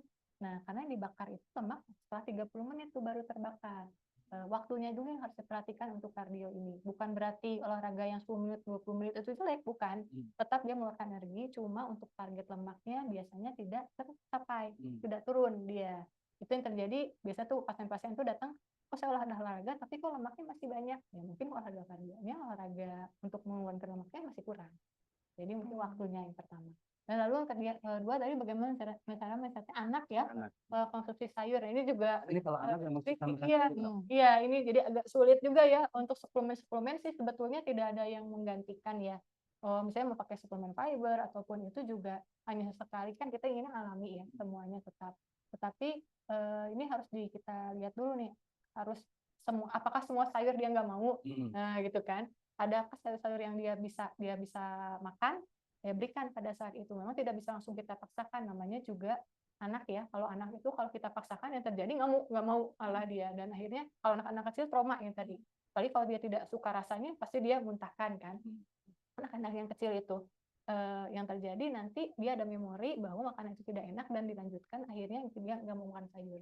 Jadi kalau mau di sini adalah sayurnya dibentuk sebagai padanan-padanan lain, misalnya sayurnya dimasukkan ke dalam sedikit-sedikit lah kita coba ya, misalnya sayurnya kita masukkan ke dalam kayak semacam nugget homemade itu gitu kan, ataupun misalnya kalau anaknya buah-buahan masukkan ke dalam puding misalnya kan gitu, pudingnya misalnya rasanya coklat atau apa yang anak suka Dikombinasikan. ya, dikombinasikan tersebut. Kalau suplemen sih sebetulnya silakan berikan, boleh multivitamin seperti kalau memang merasa anak ini kurang untuk makan serat silakan. Cuma kalau untuk tambahan makanan serat dari luar, misalnya suplemen serat dari luar, harus dilihat dulu ya, dicek apakah butuh atau tidak, apakah memang anaknya ada gangguan saluran cerna atau tidak. Selama anak-anaknya tidak ada gangguan saluran cerna, untuk suplemen serat yang dari luar sih tidak perlu sih sebetulnya ya. Kalau multivitamin silakan sih diberikan aja kalau memang merasa anak ini juga kurang ya cara asupan makanan buah-buahan sayur-sayurannya. Yang ketiga tadi untuk penderita diabetes, saran karbohidrat terbaik. Nah, tadi ya saran karbohidrat adalah karbohidrat kompleks yang dimana indeks glikemiknya itu tidak terlalu tinggi. Nah, kalau bisa kita pilih yang rendah dan sedang ya nilainya. Tujuannya tadi untuk tidak meningkatkan gula darah terlalu cepat. Standarnya memang tadi di atas roti putih itu yang paling cepat. Selanjutnya itu kemudian ada nasi. Kalau untuk yang tengah-tengah tuh biasanya bisa diberikan ubi, jagung gitu ya, ataupun nasi merah gitu ya. Nasi merah meskipun secara kalori sama dengan nasi putih, tapi kan seratnya lebih tinggi. Jadi penyerapannya lebih lambat di pencernaan dan sehingga menyebabkan peningkatan gulanya juga tidak terlalu tinggi ya, terlalu cepat ya. Jadi perlahan gitu naik gulanya. Mungkin itu. Untuk orang anemia ini apa? Nutrisi yang paling berpengaruh meningkatkan HB ya. Ini juga mungkin kan pertanyaan buat anak ya. Jadi kayak itu ada anemia nih biasanya orang. Berarti kita tahu berikan hati ayam ya gitu-gitu. Memang betul secara jeroan ya pada umumnya itu memang lebih tinggi zat besi ya gitu ya. Kalau untuk diberikan silakan, tapi mungkin jumlahnya juga jangan terlalu berlebihan ya, karena tetap itu lemaknya juga tinggi. Kalau anak sih mungkin tidak terlalu khawatir karena kan pada saat anak-anak juga lemak yang diberikan juga sebetulnya lebih banyak ya. Di anak-anak itu lebih apalagi pada usia-usia awal, pada umur 1 sampai 3 tahun pertama itu konsumsi yang lebih tinggi itu malah harus lebih banyak lemak. Lalu protein selanjutnya protein, karbohidrat gitu ya. Selanjutnya tuh baru serat. Jadi pada awal-awal masa kehidupan itu anak-anak tuh jangan terlalu banyak cocokin serat, sebetulnya nggak apa-apa. Memang kebutuhan serat anak itu pada awal-awal tuh nggak terlalu banyak. Cukup aja. Jadi mungkin kita nggak usah dipasang 3 kali sehari harus makan serat. Cukup misalnya dia sudah bisa 1 porsi sehari, tidak ada gangguan saluran cerna, aman, babinya juga tidak keras, itu nggak apa-apa. Jadi seratnya jangan terlalu banyak dipaksakan, yang terjadi anak biasanya jadi mencret kalau terlalu banyak. Ya, jadi boleh, tapi di introduction misalnya introduction-nya tetap harus ada. Jangan sampai anak itu nggak makan serat sama sekali 1 hari tersebut. Minimal 1 kali lah ada masuk. Gitu. Oke, siap. Teh Nurul Asih, terima kasih pertanyaannya. Kita lanjut ke pertanyaan selanjutnya karena ngabuburit kita nggak kerasa nih. Ngabuburit kita saya kira jam berapa? Udah 10 lebih 10 lewat. Kita langsung kerja biotizen. Kita langsung saja yang selanjutnya ke Kang Faisal Asegaf. Izin bertanya menu yang baik saat berbuka dan sahur seperti apa ya dok? Urutan dari buka atau sahur sampai makan idealnya seperti apa agar badan tetap fit dan tidak kekenyangan sehingga jadi ngantuk setelah buka dan sahur. Apalagi jadi ngantuk ketika ini sholat tarawih. Ini pengalaman saya juga Kang Faisal. Sholat tarawih itu ngantuk. Iya, betul. Ada setannya, setannya belum gue katanya. Silakan dong pertanyaan dari Kang Faisal. Baik, terima kasih untuk pertanyaannya. Jadi tadi ya sebetulnya untuk berbuka tadi sudah dijelaskan bahwa ketika berbuka starter dulu lah badan, jangan langsung gas ya, istilahnya langsung makan besar. Starter dulu dengan tadi pertama diawali dengan air putih, selanjutnya dengan snack kecil yang kalau bisa tinggi serat ya seperti tadi kurma ataupun misalnya puding ataupun mau sup gitu ya. Itu ya pokoknya kalorinya juga tidak terlalu tinggi. Setelah itu lanjutkan dengan jeda 15 menit, sholat dulu, lanjut dengan makan besar. Mungkin urutan untuk bukanya dan sahur sebetulnya sudah disontohkan juga sahur mendekati jam imsak atau Jadi jangan jam 2 gitu ya. ya Secara bagusnya itu jam. itu jadi bisa dicontohkannya juga seperti itu, tujuannya tadi agar energi yang diberikan untuk yang didapatkan itu dapat memenuhi energi ketika kita berpuasa seharian gitu. Nah yang tadi selanjutnya tidak kenyangan tidak kenyangan sehingga jadi ngantuk ya, itu berlebihan sebetulnya ya, karena berlebih kalau tadi contohnya balik lagi ke nasi padang ya, ketika terlalu banyak tadi gulanya terlalu tinggi, sulit cepat turun, yang terjadi kita ngantuk kan. Nah itu mungkin banyak makannya sudah terlalu berlebihan. Di jeda makan itu tujuannya adalah tadi biar metabolismenya bisa bekerja secara maksimal pada saat makan besar sebetulnya, agar energi yang didapatkan itu bisa dimasukkan ke dalam sel dan berubah jadi energi yang keluar. Nah, kalaupun tadi langsung makan besar, yang terjadi adalah tadi tarawih ngantuk. Kalau dipecah-pecah biasanya makannya porsinya kecil-kecil tapi sering, lebih berlebih ini sih sebetulnya kepada kehidupan kita juga rasanya lebih produktif ya. Nanti terasanya jadi kita makan terus, energi masuk juga dapat banyak. Cuma porsinya kecil-kecil tapi sering membuat energi badan kita juga lebih fokus ya sebetulnya dibandingkan dengan kita langsung makan besar sekaligus dalam satu waktu. Siap, Kang Faisal tinggal diaplikasikan ya. Sudah tahu tapi kalau nggak diaplikasikan Ya betul. tergoda sama lapang makanan, mata kita tergoda sama gorengan udah kacau lagi. Ya, Iya, betul. Baik, selanjutnya kita biotizen yang lain Teh Novi A ya. Dok mau tanya, jadi makanan yang seperti apa saat puasa agar tidak mudah lapar dan haus serta tetap fokus bekerjanya ini? Luar biasa bagus. Makanan minuman yang bikin kita fokus bekerja dok, supaya nggak lapar haus. Ya, sebetulnya membuat tinggi cepat lapar itu dan haus ya terutama ya yang gulanya tinggi. Jadi yang gulanya tinggi itu menyebabkan kita jadi lebih gampang haus ya, dan juga kurang fokus ya tadi ya, jadinya ya malah ya kalau cepat langsung gulanya terlalu tinggi. Pada saat itu aja fokus, selanjutnya jadi nggak fokus tuh biasanya. Dan kalau haus tadi hindari makan yang terlalu banyak ada kandungan kafein ya. Kalau kafein itu otomatis akan menarik cairan, memang sifatnya seperti itu. Jadi kita jadi buang air kecil terlalu banyak ya ke belakang setelah sahur, akhirnya terjadi dehidrasi dan haus. Kalau kita dehidrasi, yang terjadi adalah lapar. Nah itu, jadi sebetulnya cukupi dulu asupan cairannya. Baru saat asupan cairannya tercukupi, makanannya diatur. Jangan yang terlalu tinggi gula dan terlalu tinggi lemak. Kalau tinggi lemak juga dia karena lama diolahnya itu jadi ngantuk juga. Nah, jadi kalau bisa yang seimbang ya. Tapi yang utamakan yang pertama adalah minum biasanya. Minum itu yang biasanya kita kurang ya pada saat puasa ini. Padahal yang membuat kita biasanya merasa laparan itu adalah diminum sih sebetulnya. Dehidrasi. Kita dehidrasi, yang terjadi kita lapar akhirnya kalap mata. Kalap mata itu jadi minum dulu yang dibetulkan kan minum ya, pola minumnya dulu, banyak konsumsi air putih dan tetap hindari konsumsi air yang terlalu berpemanis tinggi ya, karena itu juga dapat menyebabkan rasa haus dan lapar yang lebih cepat. Iya, Novi supaya semoga menjawab ya, dan selanjutnya kita ke biotizen yang lain. Kang Isanto, selamat. Assalamualaikum Kang Isanto. Dok izin bertanya, bagaimana tips dan triknya kalau saya tetap ingin donor darah di bulan puasa dan menu konsumsi yang tepat agar kegiatan donor darah tidak menghalangi ibadah puasa dan Ramadan, namun tubuh tetap segar bugar. Fokus ke donor darah katanya, Dok. Oh, Seperti ya. apa, Dok? Nah, kalau donor darah ini sel itu kan sebetulnya terbentuk dari protein ya. Mm. Jadi sel darah merah semuanya adalah komponennya rata-rata adalah protein. Nah, jadi fokus kepada peningkatan makan protein yang lebih tinggi. Agar nanti ketika donor darah, sel darah merahnya lebih cepat di replacement ya, digantikan dengan pembentukan sel darah baru, yaitu jadi fokusnya pada protein. Protein ini juga kan sudah banyak mengandung. Dalam protein sendiri kan dia ada kandungan-kandungan lain ya, mineralnya ada, seperti zat besi dan lainnya. Di protein itu sudah banyak, dan juga sayur-sayuran yang tinggi tadi zat besi tadi, bisa yang lebih hijau-hijau ya, kayak brokoli ataupun kayak sawi gitu ya. Alpukat itu juga tinggi tuh untuk zat besi dan kaliumnya. Mungkin itu yang harus fokusnya adalah pada protein dan makanan-makanan yang tinggi zat besi untuk replacement sel darah merah yang baru. Oke, semoga menjawab Kang Isanto ya. Selanjutnya kita langsung saja ke Izni Harasta.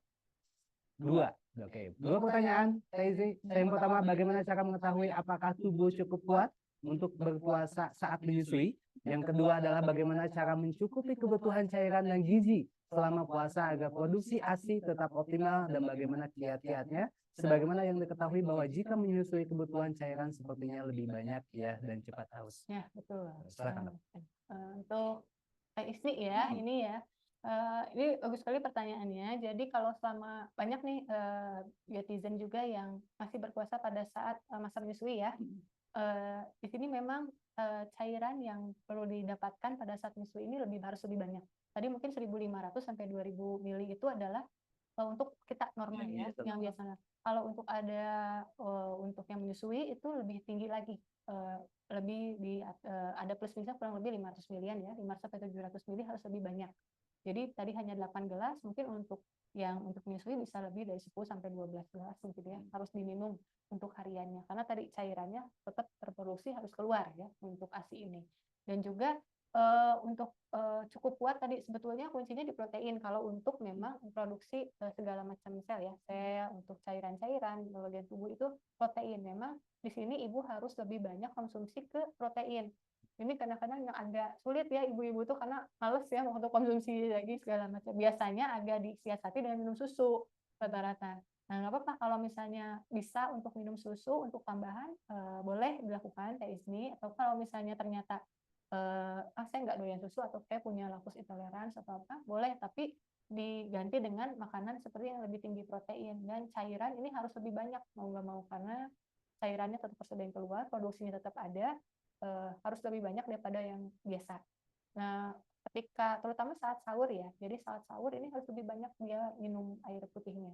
Karena ketika setelah beres sahur kan kita berpuasa seharian, anak menyusui, keluar kan cairannya, otomatis yang terjadi ditakutkan ada terjadi dehidrasi pada ibu ya, pada ibunya, dan kualitas ASINya biasanya menurun. Terlihat tuh biasanya kalau ibunya cukup air ASINya lebih cair ya. Tapi kalau misalnya ternyata ibunya dehidrasi, ASINya lebih kental. Nah, itu nanti bisa dicek sendiri sama Teh Isni. Kalau kelihatan lebih kental nih berarti saya cairannya kurang. Jadi berarti kita harus lebih minum cairan nih lebih banyak, terutama di sahur ya. Jadi untuk pasien-pasien yang menyusui ini sahur harus lebih banyak untuk minum air putihnya. Jadi pas Teh Isni ketika makan, simpan tuh tempat minumnya. Ada target yang harus dihabiskan ya. Teh Isni semoga menjawab, sukses selalu untuk kegiatan ASINya ya. Selanjutnya kita ke Kang Muhammad Anjak.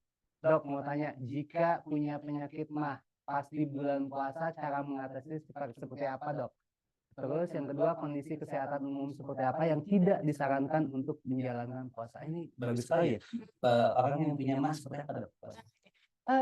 Ini juga salah satu keunggulan berpuasa ya sebetulnya. Jadi banyak sekali orang yang memiliki penyakit mah pada saat puasa malah tidak kambuh. Betul kan? Betul. Jadi di sini terjadi namanya riset metabolisme ya.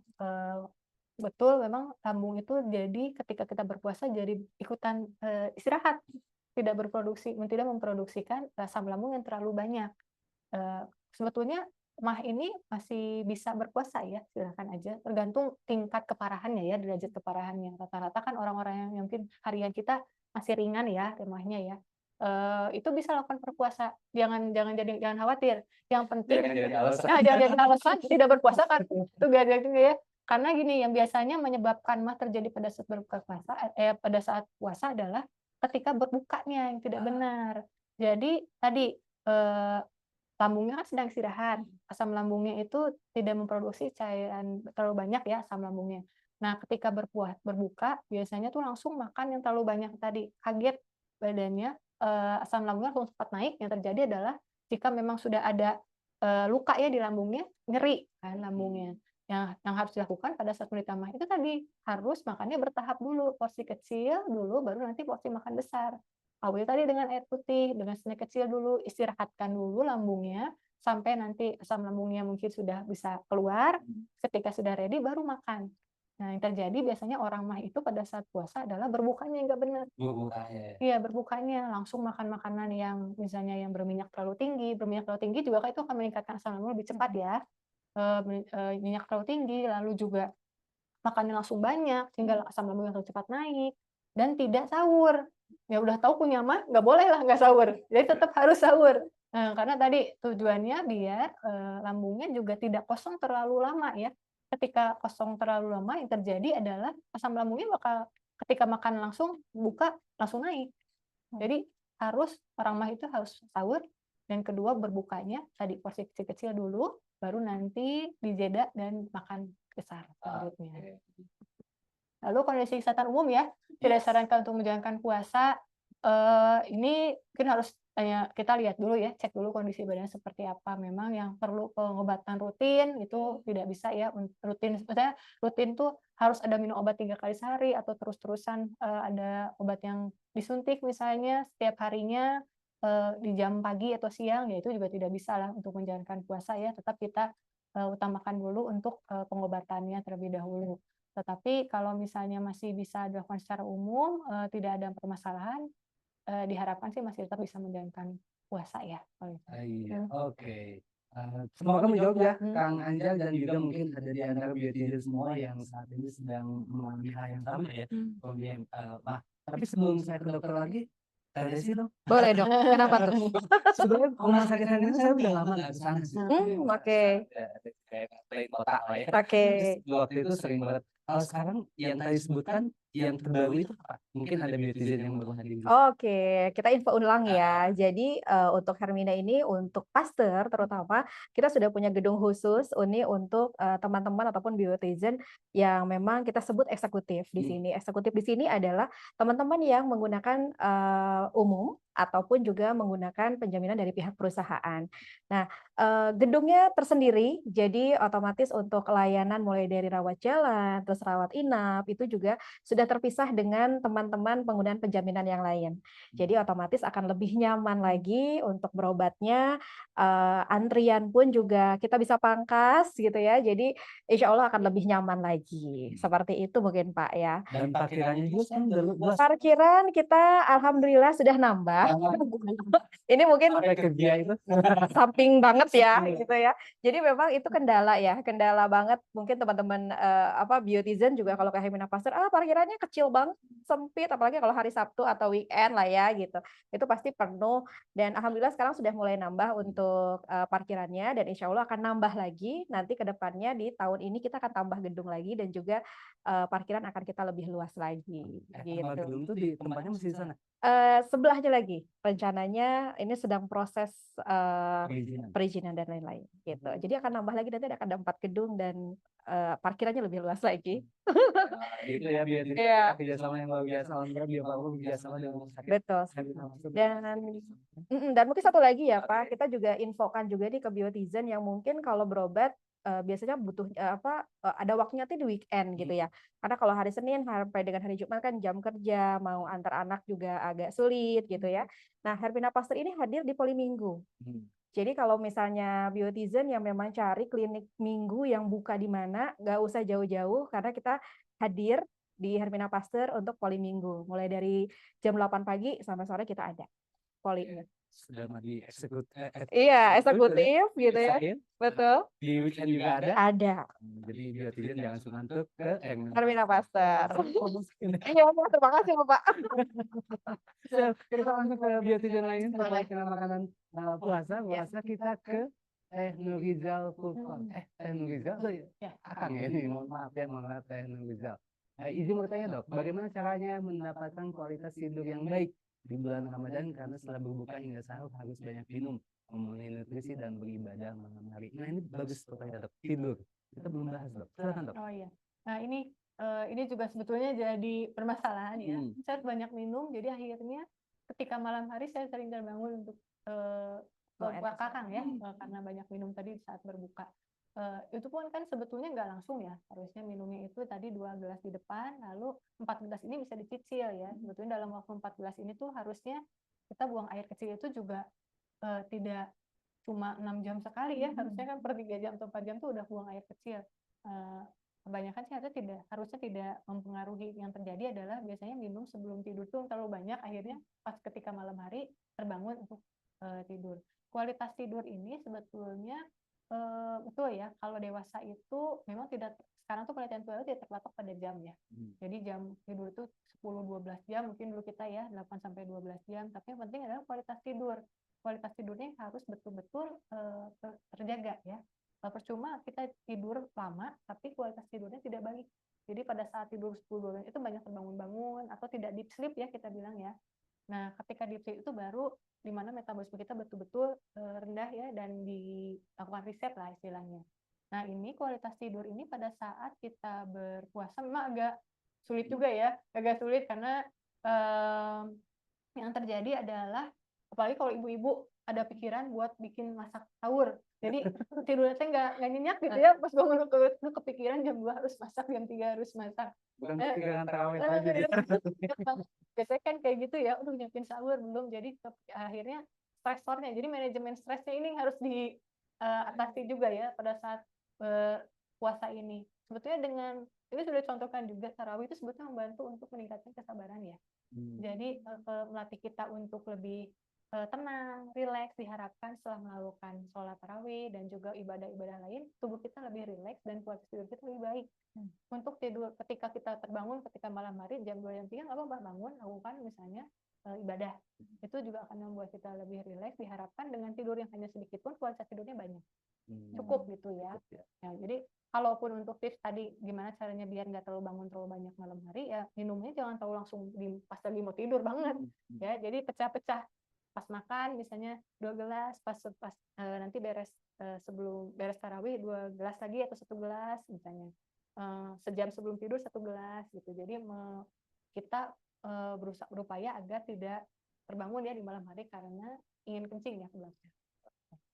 Baik, terima kasih Teh Nurizal. Selanjutnya kita ke Kang Wawan Kurnia. Dok, izin bertanya, berapa liter minum air yang ideal selama menjalankan puasa agar tubuh tetap segar bugar? Karena yang saya rasakan begitu saat buka puasa dan sahur minum nggak bisa begitu banyak ya. Ini tantangan sendiri ya, males minum dok. Iya. Seperti apa dok? Ya. Silakan. Nah, tadi kan sudah saya 1,5 liter sampai 2 liter per hari. Memang untuk minum ini apalagi yang males minum ya, ini agak sulit. Biasanya harus ada motivasi semuanya. Sediakan tumbler yang besar ya, kalau sekarang udah ada banyak ya, yang langsung 1,5 liter itu loh Pak. Yes. Nah itu target. Target. Harus ya, karena kalau misalnya kita nggak ada target, nggak ada yang kita bisa lihat secara real ya, kita tuh belum beres habis minum berapa, itu biasanya orang nggak akan minum karena merasa sudah cukup. Saya nggak haus kok, saya nggak akan minum. Tapi ketika kita melihat ada wujudnya, targetnya, oh di depan mata saya masih ada nih sisa hari ini belum minum 1 liter, berarti saya harus minum 1 liter ini dibagi-bagi dong. Nah gitu, jadi harus ada objeknya ya biasanya kalau malas minum gitu. Kalau misal ternyata kan kita tuh banyaknya ada orang minum udah nggak haus nggak akan minum. Tapi kalau misalnya ada target di depan, biasanya lebih termotivasi. Mungkin itu ya bisa jadi tipsnya ya untuk Pak Wawan ya. Lingkungan juga dikondisikan. Ya, ya, dok, ya. betul. Kalau dispensernya jauh jadi males juga. Mungkin kalau dapat apa tumbler dari Ya, siap. bisa nggak ya? Aku bisa nggak? Oh gitu. Desain nanti ada juga nih ya. Biarnya semuanya 1,5 liter ya. Iya. Semua ini ya, semua karyawannya. Lingkungan atau bikin bakso tuh bisa dulu jauh. Iya. Kita kan siapin siap. Selanjutnya kita ke biotizen yang lain, Teh Fazrian Agriani. Dok, banyak orang menganggap puasa sebagai cara detoksifikasi alami dari perspektif medis dan ilmiah. Bagaimana sebenarnya proses detoksifikasi tubuh saat berpuasa? Ya, betul. Tadi sudah dijelaskan di awal ya. Untuk puasa ini memang saatnya kita dan kita meriset ya. Ya detox ya, betul ya kalau kita bilangnya mungkin ya di awal.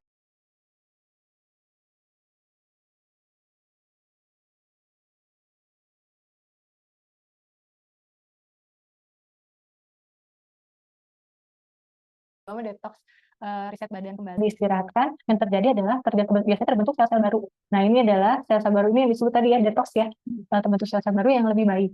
Tadi juga ada contohnya beberapa puasa malah di beberapa jurnal menunjukkan terjadinya peningkatan mikrobiota usus yang lebih baik.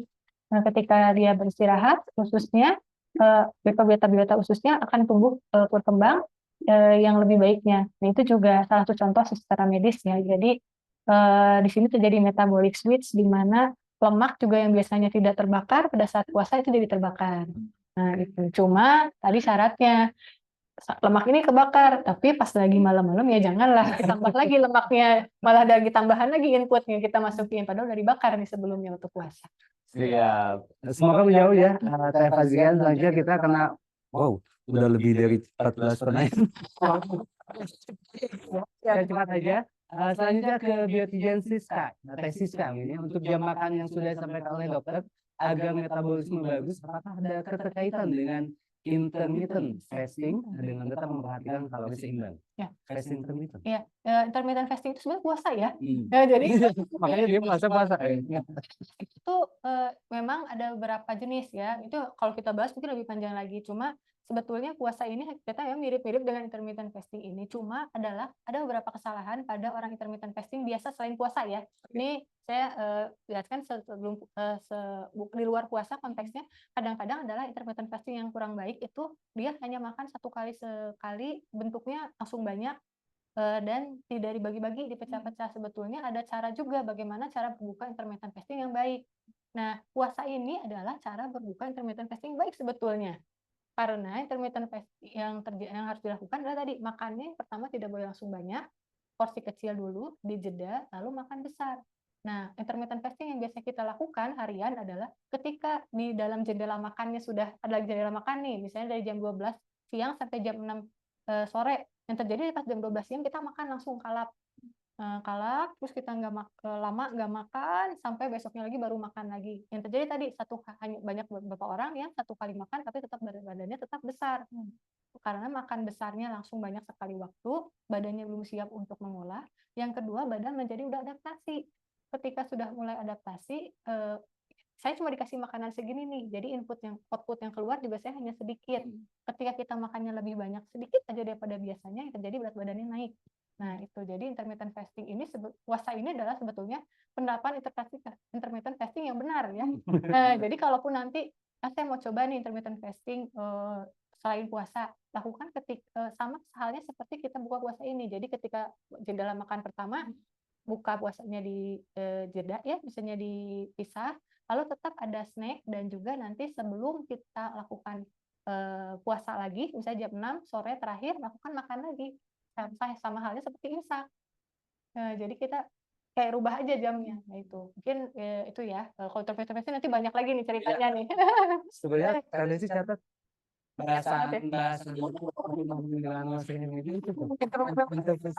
jadi komposer ya. Iya. Yang saya tahu menggunakan metode itu ya. Iya, jadi memang itu lagi ngetren juga kan di kalangan Gen Z ya untuk sekarang. Cuma banyak yang penerapannya mungkin agak kurang baik ya, dan tidak semua orang cocok dengan metode ini. Jadi saya tidak menyebutkan bahwa tidak betul. Ada beberapa orang yang cocok, ada juga yang tidak gitu, dan perlu kita perlu analisis ya sebetulnya orang-orangnya.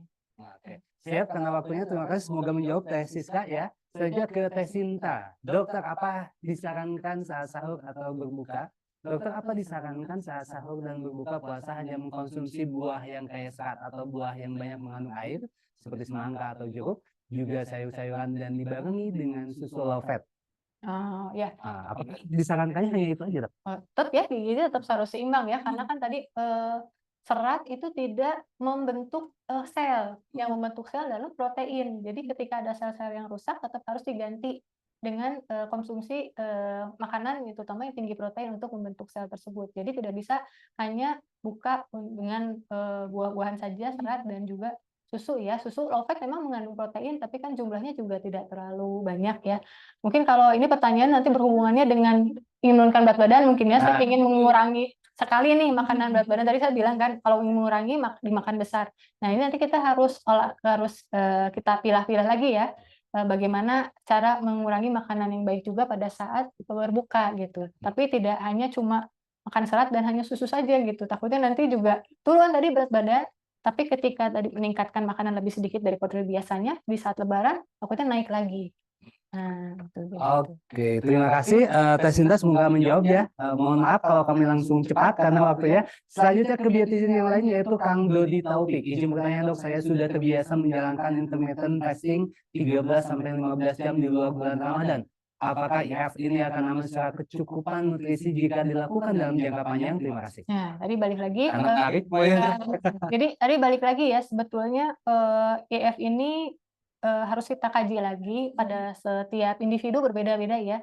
Kalau memang merasa sudah cocok dengan IF ini, silakan dilakukan. Cuma tadi syarat-syaratnya harus dipenuhi dulu ya. Apakah kecukupan nutrisinya itu ketika makan IF itu cukup atau tidak? Jangan hanya makan satu kali dan jumlah nutrisinya pun tidak cukup. Ditakutkannya adalah tadi badan kita tetap butuh regenerasi sel. Nah, regenerasi sel ini didapatkan dari nutrisi yang kita asup, kita makan. Jangan sampai ketika melakukan IF yang dimakan tadi jumlahnya hanya cuma nasi aja ataupun sayurnya aja, seratnya saja, tapi tidak ada kandungan-kandungan gizi lain yang harus kita dapatkan gitu untuk harian asupan kita sehari-hari. Mungkin harus konsultasi mungkin ya, nanti boleh kita sambil ngobrol-ngobrol bagaimana sih cara IF mungkin ya. Terbaik ya. Selanjutnya kita ke biotizen yang lain, terima kasih Pak Dodi pertanyaannya ya. Jadi selanjutnya yaitu ke Kang Farid Ridwan. Dok, mohon saran nutrisi untuk obesitas. Yang pertama, yang kedua, untuk konsumsi semacam minuman multigrain yang mengandung serat, vitamin dan protein, apakah diperbolehkan rutin mengkonsumsinya? Nah, ya. Jadi kalau misalnya nutrisi untuk obesitas selama berbulan berpuasa, sebetulnya tadi udah disebutkan ya, kalau memang ingin tujuannya menurunkan berat badan pada saat berpuasa ini, memang ini adalah waktu yang tepat karena secara alamiah juga kita telah menurunkan jumlah kalori ya dari kebutuhan harian kita biasa. Jika ingin lebih menurunkannya lagi, memang harus konsultasi ya. Tapi secara umum coba kurangi di makan berbuka. Nah, jadi tadi makan berbukanya jangan terlalu kalap. Karena yang biasanya berlebihan itu dimakan berbuka. Kalau sahur sih rata-rata orang nggak terlalu banyak ya, karena males juga ya biasa rata-rata makan, malah banyak yang skip sahur. Tapi makan berbuka ini yang jadi musuh orang menurunkan berat badan nih ya, karena terlalu tadi kalap mata. Nah, untuk konsumsi semacam minuman multigrain ini bisa macam-macam ya, ini mungkin susu ya atau tambahan lain. Sebetulnya kan kalau susu itu hanya tambahan ya. Kalau misalnya kita memang bisa mendapatkan asupan nutrisi secara alami dari bahan-bahan makanan alami, ya susu ini hanya sebagai tambahan, kecuali memang kita merasa kita kurang nih ya dalam bentukan, misalnya kita kurang nih dalam seratnya atau vitamin atau proteinnya, boleh ditambahkan sebagai suplementasi. Jadi suplementasi itu kan kata harfiahnya juga tambahan ya, suplemen. Kalau merasa kurang silakan, tapi harus kita perhatikan adalah kandungan gula juga, karena kan gulanya juga pada minuman-minuman multigrain ini agak tinggi. Kita harus perhatikan juga apakah kita perlu nih gula sebanyak itu, ataupun konsumsi harian kita sehari-hari seperti apa. Kalau konsumsi harian kita hari-hari pun sudah banyak kandungan tinggi gulanya, ditambah dengan minuman-minuman yang dari luar yang tinggi gula, itu juga punya berbahaya ya, meskipun dia ada kandungan zat vitamin dan proteinnya juga tinggi. Jadi harus lebih teliti lah ya dalam pemilihan makanan-makanan pengganti seperti ini. Siap, semoga menjawab Kang Farid Ridwan ya terkait dengan obesitas dan juga multigrain. Memang multigrain. Baik dokter, alhamdulillah terlihat di saya tercatat 17 penanya dok. Terima kasih biotizen, terima kasih luar biasa. Dan kita akan dokter silakan dipilihkan tiga sama Banyak TDC. banget ya. 6, berarti 6 ya. 3 dari kita, 3 dari dokter, 6. 6, silakan dipilih.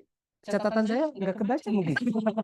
Sambil saya Tadi ya. menginformasikan bagi Biotizen, tadi sudah ada dari tim kami, dari menyampaikan terkait dengan link post-test. Silakan Biotizen juga silakan untuk mengisi link post-test yang kami sampaikan, dan kami akan memilih 3 pengisi post-test terpilih, dan itu juga untuk daftar Biotizen juga, gitu ya. Silakan ngisi post-test juga Biotizen. 6, ayo siapa aja? Paling banyak ya. Ya, Yang paling banyak yang paling banyak nanya itu teknol ASI. Nah, yang paling Oh, banyak. teknol ASI. Oke, Ya. sama yang bahas mengenai ASI. ASI itu Nah, ini ada aku Winda ya? ASI. Tidak, bukan. Eh, Tadi itu. Jadi ada tadi membahas ada mengenai ASI. ISNI, TISNI, Oh, oke. TISNI. Nah, itu. Dua TISNI.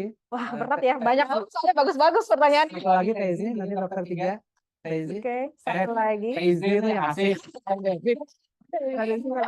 Satu lagi. Yang apa nih? Obesitas, IF atau apa? Bahas mengenai IF kali ya, Dok. IF, Karena oke. pembahasan lagi hits Kang nih. Dodi ya, Kang Dodi. Sehingga dokter 3 bahasa yang terkait apa nanti saya carikan. Tadi mungkin yang menanyakan untuk anak ya, kalau Anak ya, itu Teh Fajrian ya, Ya, itu yang anak ya. Yang pertama Teh Fajrian terkait Saya dengan juga lupa lagi nih ya.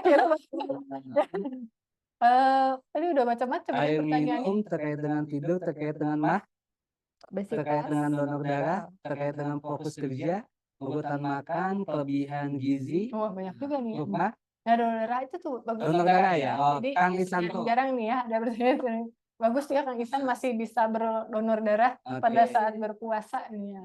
Satu lagi, Ini kali satu lagi yang menanyakan tentang apa sih tadi? Obat, Oh, obesitas. mah, tidur, Ini ya lebih kepada tadi yang mah ya. Jadi kan itu banyak yang pertanyaan. mah ya. Oke, mah ya. Oke, mah yang terkait mah. Oke. Terima kasih. Saya sampaikan saja 3 dipilih oleh TDC dan 3 dipilih oleh dokter dan saya tidak memilih. Tega banget saya memilih. Saya sampaikan ya. Oke, dan nanti juga akan ada hadiah untuk yang mengisi proses ya. Yang tim kami sudah menyampaikan link proses. Silakan untuk mengisi, dan yang mengisi link proses pun kami akan sediakan hadiah bagi juga, dan nanti langsung akan disebarkan ke everyone informasi siapa yang mendapat penanya terbaik, Oke. mengisi link proses atau survei dan sebagainya, itu akan tersebar. Manajemen juga baca itu. Jadi ya. Gitu. Keren, keren. Dan kami juga biasa dok, Tedes, biasa kami sampaikan di YouTube, sampaikan upload di YouTube, upload di YouTube, dan ada rewardnya nanti untuk karyawan kami semua. Dan nanti karena di bahasanya umum, nanti saya sampaikan juga ke timnya Rumah Sakit Hermina, dan kami sampaikan terima kasih juga yang dari timnya Hermina yang sudah join juga ya, ada beberapa yang sudah join. Saya sampaikan penanya terbaik pilihan dari TDC dan juga dokter, yang pertama adalah Nurul Asih, yang kedua adalah Teh Izni, yang ketiga adalah Kang Dodi Taufik, yang keempat adalah Teh Fajrian, yang kelima adalah Kang Isanto terkait donor darah, yang keenam adalah Kang Anjar terkait dengan mah. Deal, sepakat? Ya. Sepakat. Bagaimana ada mekanisme pengambilan hadiah dan sebagainya? Tunggu saja di Corporate Info atau di Telegram @Bio-Farma, nanti akan kami sampaikan. Dan sebelum penutup, mungkin sebelum closing ada yang ingin disampaikan dari Bio-Farma untuk dokter dan juga Teh Desi. Ini adalah kalender, ini makan masih awal tahun ya, ini kalender ini untuk Teh Desi dan dokter. Oke. Semoga jadi Oh ya, kenangan. terima kasih. Dan terima kasih, dan nggak usah ngirim lagi. Jadi ada yang lagi ya. Untuk itu mungkin akan kata penutup dari Teh Desi dan dokter, kalau dokter kan bintang tamu. Iya. Ayo. Untuk Biotizen yang mau langsung konsultasi dengan Dokter Nita ke rumah sakit kita, ke Hermina Pasteur, Dokter Nita hadir di setiap hari Senin, Rabu, dan Jumat ya dok ya. Untuk Senin Rabu ada di jam 10 sampai dengan jam 12, untuk hari Jumatnya ada di jam 16 sampai dengan jam 18 sore. Paling itu saja dari Hermina Pasteur. Untuk teman-teman yang mau ke Poli Minggu juga silahkan. Kalau butuh bantuan silahkan langsung menghubungi Desi aja. Terima kasih. Iya. Betul. Sekarang closing statement dari dokter Pamungkas. Ya. Terima kasih telah diundang ya ke acara Coffee Morning ini. Ini hanya sebagai sharing session aja, tetapi yang utama adalah ketika berpuasa ini kita berniat untuk menjadi individu yang lebih baik, meningkatkan kualitas hidup yang lebih baik, secara